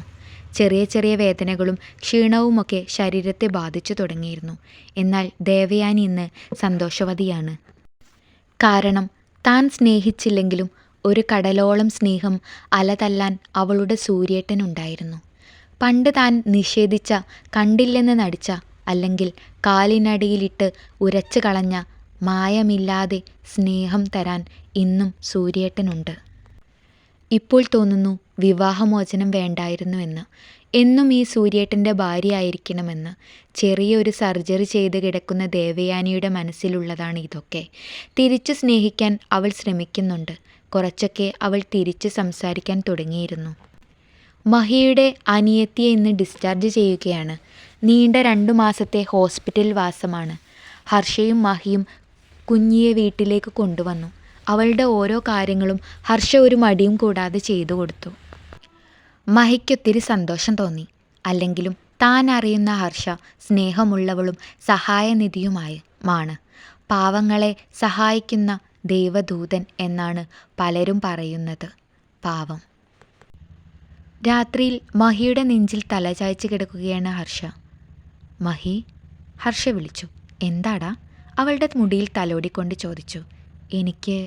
അവൾക്ക് എന്താണ് പറയേണ്ടതെന്ന് അറിയില്ലായിരുന്നു. എന്താടാ, എന്താ എന്നോട് പറയാനുള്ളത് നിനക്ക്? അവൻ ധൈര്യം അവൾക്ക് പകർന്നു കൊടുത്തു. അത് പിന്നെ എനിക്ക് ഈ മഹിയുടേതാകാൻ ഒരാഗ്രഹം. ഞാൻ നിൻ്റെ തന്നെയല്ലേ? മഹി കുസൃതിയോടെ പറഞ്ഞു. അതല്ല മഹി, എല്ലാ അർത്ഥത്തിലും മനസ്സുകൊണ്ടും ശരീരം കൊണ്ടും. അവൾ അവൻ്റെ നെഞ്ചിൽ ചുണ്ടുകൾ ചേർത്തുകൊണ്ട് പറഞ്ഞു. അച്ചു, അത് എനിക്ക് കുറച്ച് സമയം കൂടി നീ തരണം. എൻ്റെ കുറച്ച് ആഗ്രഹങ്ങൾ, അതൊക്കെ കഴിഞ്ഞ് ഞാൻ ഈ അച്ചുവിൻ്റേത് മാത്രമാവും. അതുവരെ നമുക്ക് പ്രണയിച്ച് നടക്കാം. എന്തേ, സങ്കടമായോ എൻ്റെ പെണ്ണിന്? അവളെ നെഞ്ചിലേക്ക് ചേർത്ത് വെച്ച് പറഞ്ഞു. ഇല്ല മഹി, എനിക്ക് സങ്കടമൊന്നുമില്ല. അവൾ അവൻ്റെ നെഞ്ചിൻ്റെ ചൂടിൽ മുഖമമർത്തി. ദേവു, എന്താ സൂര്യേട്ടാ? എന്നോട് വെറുപ്പായിരുന്നോ നിനക്ക്? സൂര്യ ചോദിച്ചു. വെറുപ്പായിരുന്നോ എന്ന് ചോദിച്ചാൽ അറിയില്ല. സ്നേഹിക്കില്ലെന്ന് മനസ്സിൽ ശപഥം ചെയ്ത് വെച്ചതുപോലെയായിരുന്നു. കൂട്ടുകാരുടെ കളിയാക്കലും കുറ്റപ്പെടുത്തലുകളുമാണ് സൂര്യേട്ടനിൽ നിന്നും എന്നെ വേർപ്പെടുത്തിയത്. എനിക്ക് ഒരുപാട് ആഗ്രഹങ്ങൾ ഉണ്ടായിരുന്നു സൂര്യേട്ട. സൂര്യേട്ടന് അറിയാമായിരിക്കും അച്ഛനെ. അച്ഛൻ്റെ ആഗ്രഹത്തിന് മാത്രമേ അച്ഛൻ എന്തും ചെയ്യും. എനിക്ക് സ്കൂളിൽ പഠിക്കുമ്പോൾ ടൂറൊക്കെ പോവാൻ ഒരുപാട് ആഗ്രഹമുണ്ടായിരുന്നു. എന്നാൽ അച്ഛൻ്റെ പേടി മൂലം എന്നെ എവിടേക്കും വിടില്ല. വലുതാകുമ്പോൾ എനിക്ക് ഞാൻ ആഗ്രഹിക്കുന്ന സ്ഥലങ്ങളൊക്കെ കാണണമെന്നാണ് എൻ്റെ ആഗ്രഹം. ലോകത്തിൻ്റെ അങ്ങേയറ്റം വരെ എനിക്ക് കാണണം. എന്നാൽ 18 വയസ്സ് കഴിഞ്ഞപ്പോൾ തന്നെ അച്ഛൻ അടുത്ത ആഗ്രഹം സൂര്യേട്ടനെ വിവാഹം കഴിക്കണമെന്നായിരുന്നു. ദേഷ്യമായിരുന്നു സൂര്യേട്ടനെ. എനിക്ക് ഒരുപാട് ഇഷ്ടമായിരുന്നു സൂര്യേട്ടനെ. അപ്പോൾ കൂട്ടുകാർ കളിയാക്കി. പിന്നെ എൻ്റെ കൂട്ടുകാരിക്ക് സൂര്യേട്ടന് ഇഷ്ടമാണെന്ന് പറഞ്ഞു. അപ്പോൾ മറ്റുള്ള കൂട്ടുകാരൊക്കെ പറഞ്ഞു അവരാണ് ചേർച്ച എന്ന്. അന്നത്തെ കോംപ്ലക്സ് ആയിരുന്നു എല്ലാത്തിനും കാരണം. പിന്നെ അച്ഛന് പേരക്കുട്ടിയെ വേണമെന്ന്. അതും എൻ്റെ ആഗ്രഹത്തിലേ ഉണ്ടായിരുന്നില്ല. എന്നാൽ ഇന്നെനിക്ക് മനസ്സിലാവുന്നുണ്ട് സൂര്യേട്ട, ഞാൻ നിങ്ങൾക്ക് തന്നിരുന്ന അവഗണന, മക്കൾക്ക് കൊടുക്കേണ്ട സ്നേഹം. എൻ്റെ അച്ഛൻ എന്നെ വളർത്തിയതുപോലെ തന്നെ എൻ്റെ ഇഷ്ടത്തിന് എൻ്റെ മകളെ ഞാൻ വളർത്തി. എന്നാലും എന്നെപ്പോലെ എല്ലാം സഹിച്ച് അവൾ നിന്നില്ല. അവൾക്ക് അച്ഛനായിരുന്നു ഈ ലോകത്തെ ഏറ്റവും ഇഷ്ടം. അമ്മയില്ലാതെ വളർന്ന എനിക്ക് അമ്മയില്ലാത്ത ബുദ്ധിമുട്ടുകൾ നല്ലവണ്ണം മനസ്സിലായതാണ്. എന്നാൽ അതുപോലും നോക്കാതെയാണ് ഞാൻ മകളെ മറന്ന് ജീവിച്ചത്. ഈ അമ്മയെ അവൾക്ക് വെറുപ്പായിരിക്കും അല്ലേ ഏട്ടാ? കണ്ണീരോടെ ദേവയാനി ചോദിച്ചു. എനിക്ക് എൻ്റെ അമ്മയെ വെറുക്കാൻ പറ്റില്ല, ദേവയാനിയുടെ മുറിയിലേക്ക് വന്നുകൊണ്ട് പറഞ്ഞു. അമ്മയെ കാണാൻ രാവിലെ വന്നതാണ് ഹർഷയും മാഹിയും. അപ്പോഴാണ് അമ്മ അച്ഛനോട് സംസാരിക്കുന്നത് കേൾക്കുന്നത്. എൻ്റെ അമ്മയാണേ സത്യം. എനിക്ക് ദേഷ്യമോ വെറുപ്പോ ഒന്നുമില്ല. ദേഷ്യം തോന്നിയിരുന്നു അച്ഛനമ്മ വിവാഹമോചനം വേണമെന്നാവശ്യപ്പെട്ട് നോട്ടീസ് അയച്ചപ്പോൾ. പിന്നെ അമ്മ എന്നോട് ക്ഷമിക്കണം. മഹിയെ അമ്മ അംഗീകരിക്കണം. വിഘ്നേഷ് നല്ലൊരാളല്ലെന്ന് എനിക്കും അച്ഛനും അറിയാമായിരുന്നു. അതമ്മ കേട്ടില്ല. അതുകൊണ്ടാണ് എനിക്ക് മഹിയെ വിവാഹം ചെയ്യേണ്ടി വന്നത്. അമ്മയെ തോൽപ്പിക്കാൻ വേണ്ടിയായിരുന്നു. എന്നാൽ ഇപ്പോൾ അതുമൂലം അമ്മ ജയിച്ചു നിൽക്കുകയാണ്. അന്ന് അയാളുമായി വിവാഹം കഴിഞ്ഞിരുന്നുവെങ്കിൽ അമ്മ വലിയൊരു തോൽവിയായേനെ. മറക്കാം അമ്മ എല്ലാം. മറവില്ലായിരുന്നെങ്കിൽ എന്നെ പലരും ജീവിതം അവസാനിപ്പിച്ചേനെ. അമ്മയ്ക്ക് എല്ലാം ബോധ്യമായി. നമുക്കൊരു ഹണിമൂൺ പോകാം, വേൾഡ് ടൂർ അല്ലേ അച്ഛ? ഹർഷ ചോദിച്ചു. പിന്നല്ലാതെ, അച്ഛൻ പറഞ്ഞു. ദേവയാനി കാണുകയായിരുന്നു. താനായിരുന്നു എന്നും മകൾക്കൊപ്പം ഉണ്ടായിരുന്നത്. എന്നാൽ അവൾക്ക് ഏറ്റവും ഇഷ്ടം അച്ഛനെയായിരുന്നു. ഈ സ്നേഹക്കടൽ എന്നും എൻ്റെ ഒപ്പം ഉണ്ടാവണേ എന്ന് ദേവയാനി പ്രാർത്ഥിച്ചു. നിനക്ക് ജോലിക്ക് പോയിക്കൂടെ അച്ചു? മഹി രാത്രിയിൽ അവളെ നെഞ്ചിൽ കിടത്തിക്കൊണ്ട് ചോദിച്ചു. ഞാൻ PSC എക്സാമിന് കൊടുത്തിട്ടുണ്ട്. അച്ഛനെപ്പോലെ ഒരു അധ്യാപിക ആയാൽ മതി എനിക്ക്. പിന്നെ ഇതുവരെ അമ്മ എൻ്റെ അക്കൗണ്ടിലേക്ക് ഓരോ ലക്ഷം ഇട്ട് തന്നുകൊണ്ടിരുന്നതാണ്. എൻ്റെ ആവശ്യങ്ങൾക്ക് അച്ഛനും തരുമായിരുന്നു. പക്ഷേ എനിക്ക് ആർഭാടം കാണിക്കുന്നത് ഇഷ്ടമല്ല മഹി. സാധാരണക്കാരിയായി ജീവിക്കണം. നോക്കാം, എക്സാം എഴുതി എന്നിട്ട് ഇവിടെ തന്നെ ജോലിക്ക് നോക്കണം, ഹർഷ പറഞ്ഞു. എന്നാൽ അങ്ങനെ ആവട്ടെ. ഞാൻ UPSC എക്സാം എഴുതുന്നുണ്ട്. കിട്ടിയാൽ പ്രിലിമിനറി ടെസ്റ്റ് എഴുതണം. അതിൻ്റെയൊക്കെ ഞാൻ പഠിക്കുന്നുണ്ട്. സപ്പോർട്ട് ഉണ്ടാവണം, ഹർഷയോട് മഹി കൊഞ്ചലോടെ പറഞ്ഞു. ഞാൻ എന്നും കൂടെ ഉണ്ടാവും, ഹർഷം പറഞ്ഞു. അല്ല അച്ചു, നീ എന്തിനാ അന്നൊരു വർഷത്തെ കണക്ക് പറഞ്ഞ് വിവാഹം കഴിച്ചത്? എന്നോട് ഡിവോഴ്സ് നോട്ടീസിൽ സൈൻ വരെ ചെയ്യിപ്പിച്ചു. അതൊക്കെ എന്തിനായിരുന്നു? അതില്ലേ മഹി, ഞാൻ മഹിക്ക് എന്നെ ഇഷ്ടമാണെന്ന് അറിയില്ലായിരുന്നല്ലോ, അതുകൊണ്ട് അങ്ങനെ ചെയ്തത്. പിന്നെ വെറുതെ എന്നെ കല്യാണം കഴിക്കുക എന്ന് പറഞ്ഞാൽ ആരെങ്കിലും കല്യാണം കഴിക്കോ? അതിനൊരു ടിസ്റ്റ് വേണ്ടേ? ഹർഷ ചിരിയോടെ പറഞ്ഞു. ഓഹോ, അപ്പോൾ ടിസ്റ്റായിരുന്നു അല്ലേ? ഞാൻ ടിസ്റ്റ് ഇടട്ടെ? അവൻ അതും പറഞ്ഞ് ഹർഷയുടെ മുകളിലായി കമിഴ്ന്നു കിടന്നു. ഹർഷയുടെ ഹൃദയം വല്ലാതെ മിടിച്ചു. ഹർഷയുടെ മുഖത്ത് വിയർപ്പ് സ്ഥാനം പിടിച്ചു. നെഞ്ച് ഉയർന്നു താന്നു. അവൻ അവളുടെ കഴുത്തിലേക്ക് മുഖം പൂഴ്ത്തി. അവിടെ പല്ലുകൾ ആഴ്ത്തി. ഉള്ളിൽ നിന്നും ഉരുണ്ട് കയറുന്ന വികാരത്തെ അവൾ അവൻ്റെ ചുമലിൽ ആളിപ്പിടിച്ചു. വേദനയാണോ അതോ വേറെ എന്താണോ എന്ന് അവൾക്ക് പറയാൻ കഴിഞ്ഞില്ല. വേറെയും എന്തൊക്കെയോ അവൾ ആഗ്രഹിക്കുന്നത് പോലെയായിരുന്നു. പല്ലുകൊണ്ട് കടിച്ച ഭാഗം അവൻ തന്നെ നാവിനാൽ മരുന്നേകി. മെല്ലെ അവളെ നോക്കുമ്പോൾ നാണം കൊണ്ട് പൂത്തുലഞ്ഞു നിൽക്കുന്ന പെണ്ണിനെയാണ് കാണുന്നത്. അവൻ അവളുടെ മുഖത്ത് മുഴുവൻ ഉമ്മകൾ കൊണ്ട് മൂടി. പിന്നെ അവളുടെ ചുണ്ടുകൾ തൻ്റെ ചുണ്ടുകൾ കൊണ്ട് ദീർഘചുംബനം നൽകി. ഒരു കിതപ്പോടെ രണ്ടുപേരും മാറിക്കിടന്നു. ഇന്ന് ഇത്രയും മതി, മഹി പറഞ്ഞപ്പോൾ തൻ്റെ ശ്വാസത്തെ അവൾ അണച്ചു. ഇത്രയുള്ളൂ നിന്റെ സ്റ്റാമിന? അയ്യേ എന്നു പറഞ്ഞ് മഹി കളിയാക്കിയത് മാത്രമേ ഓർമ്മയുള്ളൂ. പിന്നെ അവളുടെ ചുംബന സമരമായിരുന്നു. നാവിനാൽ ചുറ്റപ്പെട്ട് ചുണ്ടിൽ രക്തച്ചൂവ അറിഞ്ഞപ്പോഴാണ് വിട്ടുമാറിയത്. പിന്നെ അവളെ നെഞ്ചിലേക്ക് വലിച്ചിട്ട് അവനും കിടന്നു. 3 വർഷങ്ങൾക്ക് ശേഷം എയർപോർട്ടിൽ അക്ഷമയായി കാത്തിരിക്കുകയാണ് ഹർഷ. കൂടെ കുഞ്ഞി എന്ന മഹേഷിൻ്റെ പെങ്ങൾ മേഘനയുമുണ്ട്. അവളിപ്പോൾ +2-ലാണ്. ഹർഷ അവളുടെ ആഗ്രഹം പോലെ അവൾ പഠിച്ച സ്കൂളിൽ ഹൈസ്കൂൾ ടീച്ചറായി പഠിപ്പിക്കുന്നു. കഴിഞ്ഞുപോയ 3 വർഷം ജീവിതം തന്നെ മാറ്റിമറിച്ചു. ദേവയാനി നല്ല ആരോഗ്യത്തോടെ തന്നെ തിരിച്ചു വന്നു. അഹങ്കാരമോ അഹമതിയോ ഇല്ലാത്ത സാധാരണ ഒരു വീട്ടമ്മയായി മാറി. ഭർത്താവിൻ്റെ ഇഷ്ടങ്ങൾ നോക്കിയും മകളെ നോക്കിയും പിന്നെ കുഞ്ഞിയെയും മകളെപ്പോലെ സ്നേഹിച്ചും അങ്ങനെ ജീവിച്ചു പോന്നു. രാത്രിയിൽ സൂര്യയുടെ നെഞ്ചത്ത് വിയർത്തു കുളിച്ചൊട്ടിക്കിടന്നും അവർ സന്തോഷവതിയാണ്. പണ്ടവർ പുച്ഛത്തോടെ വെറുപ്പോടെ കളഞ്ഞത് ജീവിതത്തിൻ്റെ നല്ലൊരു വസന്തകാലമായിരുന്നു എന്നത് അവർ തിരിച്ചറിയാൻ വൈകിപ്പോയി. മഹേഷിനെ കാത്തു നിൽക്കുകയാണ് അവർ രണ്ടുപേരും. കൂടെ മീഡിയയുമുണ്ട്. എയർപോർട്ടിൽ ഇറങ്ങിയ പുതിയ ജില്ലാ കളക്ടർ മഹേഷ് കുമാറിനെ സ്വാഗതം ചെയ്യുകയാണ് മീഡിയ. മീഡിയ വളഞ്ഞതിനാൽ തന്നെ ഹർഷയ്ക്ക് അവനടുത്തേക്ക് പോവാൻ പറ്റിയില്ല. എന്നാൽ അവൻ്റെ കണ്ണുകൾ അവളിലായിരുന്നു. തന്നോട് എഗ്രിമെൻ്റ് കൊണ്ടുവന്ന് കല്യാണം കഴിക്കണമെന്ന് പറഞ്ഞവൾ, വിവാഹമോചനം എഴുതി ഒപ്പിട്ട് വാങ്ങിയവൾ, പിന്നെ ഇഷ്ടമാണെന്ന് പറഞ്ഞവൾ, പിന്നെ തൻ്റേതു മാത്രമാവണമെന്ന് പറഞ്ഞവൾ, തൻ്റെ കുഞ്ഞിയെ അമ്മയ്ക്ക് തുല്യം സ്നേഹിക്കുന്നവൾ, ആളെ ഒന്നാകെ നോക്കി ഒന്നുകൂടെ സുന്ദരിയായിരിക്കുന്നു എന്നല്ലാതെ വേറെ മാറ്റൊന്നുമില്ല. മഹിയെ നോക്കി നിൽക്കുകയാണ് ഹർഷ. ഡൽഹിയിലായിരുന്നു. IAS-ന് വേണ്ടി അവിടെ പോയി പഠിച്ചു, എക്സാം എഴുതി. എല്ലാം കഴിഞ്ഞപ്പോൾ 3 വർഷവും പോയി. നാട്ടിലേക്ക് പോലും വന്നില്ല. ഫോണിലൂടെ മാത്രമേ സംസാരിച്ചിരുന്നുള്ളൂ. വീഡിയോ കോൾ പോലും ചെയ്യാൻ സമ്മതിക്കത്തില്ല. തന്നെ കണ്ടാൽ ഓടി വരാൻ തോന്നും എന്നായിരുന്നു മറുപടി. അവനെ കണ്ണു ചുമ്മാതെ അവൾ നോക്കി നിന്നു. ഷേവ് ചെയ്തു വെച്ച താടിയും ജെല്ല് തേച്ച് മാടി ഒതുക്കിയ മുടിയും ഇൻ ചെയ്തു വെച്ച നീല ഷർട്ട് ഓഫ് വൈറ്റ് പാൻറ്റും എല്ലാം കൂടി ഒരു ഒഫീഷ്യൽ ഗെറ്റപ്പ്. അവൻ്റെ കുഞ്ഞിക്കണ്ണുകൾ അവളെ നോക്കി കണ്ണു ചിമ്മി. മീഡിയയോട് മറുപടി പറഞ്ഞ് അവൻ ചിരിയാലെ അവരുടെ അടുത്തേക്ക് വന്നു. കുഞ്ഞിയെ കെട്ടിപ്പിടിച്ചു. കൂടെ ഹർഷയെ ചേർത്തു പിടിച്ചു. മിസ് യു മഹി, ഹർഷ പറഞ്ഞു. ഏട്ടാ പോവാം, കുഞ്ഞി പറഞ്ഞു. ആ, അമ്മ എന്തൊക്കെയോ ഉണ്ടാക്കി വെച്ചിട്ടുണ്ട്, വാ. ഹർഷ അവനെ കൊണ്ട് പാർക്കിങ്ങിലേക്ക് പോയി. ഹർഷയായിരുന്നു ഡ്രൈവ് ചെയ്തത്. കുഞ്ഞ് എന്തൊക്കെയോ പറയുന്നുണ്ട്, ചോദിക്കുന്നുമുണ്ട്. എല്ലാത്തിനും അവൻ ചിരിയോടെ തന്നെ മറുപടി പറയുന്നുണ്ട്. ഇടയ്ക്കിടെ ഹർഷയെ നോക്കി അവൻ കള്ളച്ചിരി ചിരിക്കുന്നുമുണ്ട്. വീട്ടിലെത്തി. വണ്ടിയുടെ ശബ്ദം കേട്ട് 1.5 വയസ്സുള്ള കുഞ്ഞിച്ചക്കൻ ഓടി വന്നു. അജു വീഴും, സൂര്യപ്രതാപ് കൂടെയുണ്ട്. ചേട്ടാ എന്ന് പറഞ്ഞ് അവൻ ഓടി വന്നു.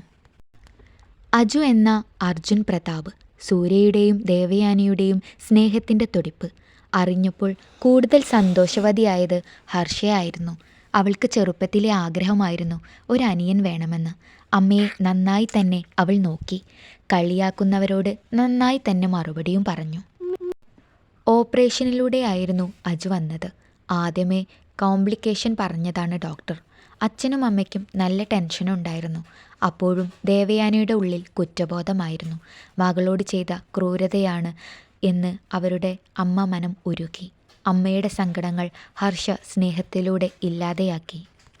അവൾ അമ്മയെ ചേർത്ത് പിടിച്ചു. ഹർഷ ഗർഭകാലത്ത് ദേവയാനിയുടെ അമ്മയാവുകയായിരുന്നു. ഹർഷ എന്ന മകൾ തൻ്റെ വയറ്റിൽ പിറന്നത് അഭിമാനപ്പെടുന്ന നിമിഷങ്ങളായിരുന്നു അതൊക്കെ. കൂടെ ദേവയാനിയുടെയും സൂര്യേട്ടൻ്റെയും. കുഞ്ഞി അജു വന്നപ്പോൾ ആദ്യം കയ്യിൽ ഏറ്റുവാങ്ങിയതും ഹർഷ തന്നെയായിരുന്നു.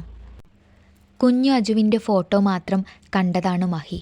മഹിയുടെ ഫോട്ടോ എപ്പോഴും ഏട്ടൻ എന്ന് പറഞ്ഞ് അജുവിന് കാണിച്ചു പഠിപ്പിച്ചു കൊടുത്തു ഹർഷ. 2 ചേച്ചിമാരുടെ സ്നേഹത്തണലിൽ ആണിപ്പോൾ അജു. ചീ എന്നു പറഞ്ഞ് ഹർഷയോട് എടുക്കാൻ പറഞ്ഞു. അവൾ അവനെ എടുത്തുയർത്തി വയറ്റിൽ ഇക്കിളി കൂട്ടി. ടാ എന്ന് വിളിച്ചപ്പോൾ മഹിയുടെ കണ്ണുകൾ നിറഞ്ഞു. അവൻ്റെ മേലേക്ക് അജു ചാടി.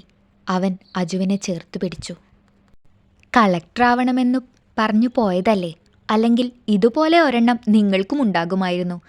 ഹാ, പറഞ്ഞിട്ടെന്താ കാര്യം? കുഞ്ഞ് പറഞ്ഞു ചിരിച്ചു. ഈ പെണ്ണ്. ഹർഷ അവളുടെ തലയിൽ കൊട്ടി. വാ അജു, നമുക്ക് അപ്പുറത്ത് പോയി കളിക്കാം. അജുവിനെയും കൊണ്ട് കുഞ്ഞ് പോയി. ദേവയാനി കുടിക്കാൻ ജ്യൂസ് കൊടുത്തു. അതുമായി മഹി റൂമിലേക്ക് പോയി, കൂടെ ഹർഷയും. ഹർഷ മുറിയിൽ കയറിയപ്പോൾ മഹി ഡോറടച്ചു. അവളെ പിറകിലേക്ക് കൈയിട്ട് ചേർത്ത് പിടിച്ചു. അവളുടെ കണ്ണുകളിലേക്ക് നോക്കി. അവളുടെ കണ്ണുകൾ പിടയ്ക്കുന്നത്, കൈകൾ വിറയ്ക്കുന്നതും നെഞ്ചിടിപ്പ് ഏറുന്നതും അവൻ നോക്കി നിന്നു. വിറയ്ക്കുന്ന ചുണ്ടുകൾ കണ്ടപ്പോൾ അവൻ്റെ ചുണ്ടുകൾ അവളുടെ ചുണ്ടിൽ മുട്ടിച്ചു. അവൾ കണ്ണുകൾ അടച്ച് അത് സ്വീകരിച്ചു. പതിയെ പതിയെ ദീർഘചുംബനത്തിലേക്ക് മറ്റു പലതിലേക്കും അത് വഴിമാറി. ആദ്യ ചുംബനത്തിൽ ലയിച്ച് അവൻ അവളെ പൊക്കിയെടുത്ത് ബെഡിൽ കിടത്തി. സ്വന്തമാക്കിക്കോട്ടെ, അവൻ ആർദ്രമായി അവളുടെ ചെവിയിൽ ചോദിച്ചു. അവൻ്റെ ചുണ്ടിൽ ചുംബിച്ച് അവൾ സമ്മതം അറിയിച്ചു.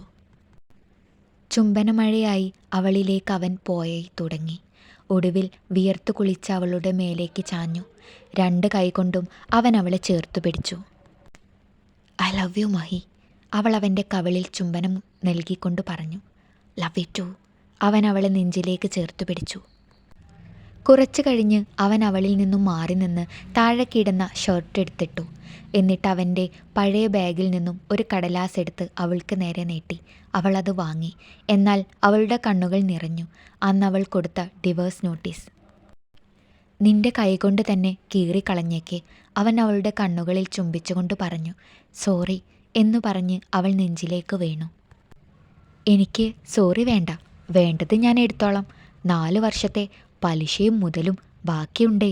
വീണ്ടും അവളിലേക്ക് അവൻ പെയ്തിറങ്ങി. ദേവയാനി അജുവിന് ഫുഡ് വാരിക്കൊടുത്തു. അവനെ ചേർത്ത് പിടിച്ചു. അവളുടെ കണ്ണുകളിൽ നിന്നും ഒരു തുള്ളി കണ്ണുനീര് വീണു. ദേവു, കരയരുത്. എനിക്കറിയാം, അതൊക്കെ നീ മറക്കണം. ഇപ്പോൾ ഞാനും നമ്മുടെ മോളും മോനുമുണ്ട്. അതുകൂടാതെ മഹിയും കുഞ്ഞിയുമുണ്ട്. അവരും കൂടി നമുക്ക് 4 മക്കളാണ്. അയാൾ അവളെ ചേർത്ത് പിടിച്ചു. അന്ന് കോടതിയിൽ പെറ്റീഷൻ പിൻവലിച്ചു. അത് കോടതിക്ക് തന്നെ സന്തോഷമായി മാറിയിരുന്നു. വിവാഹം ഒരിക്കലും ഒരു മോചനത്തിനും വിട്ടുകൊടുക്കരുത്. പരസ്പരം ഒരു മോചനമില്ലാതെ സ്നേഹമാം പുഴയിൽ ഒഴുകിപ്പോവട്ടെ, അവസാനിക്കാതെ.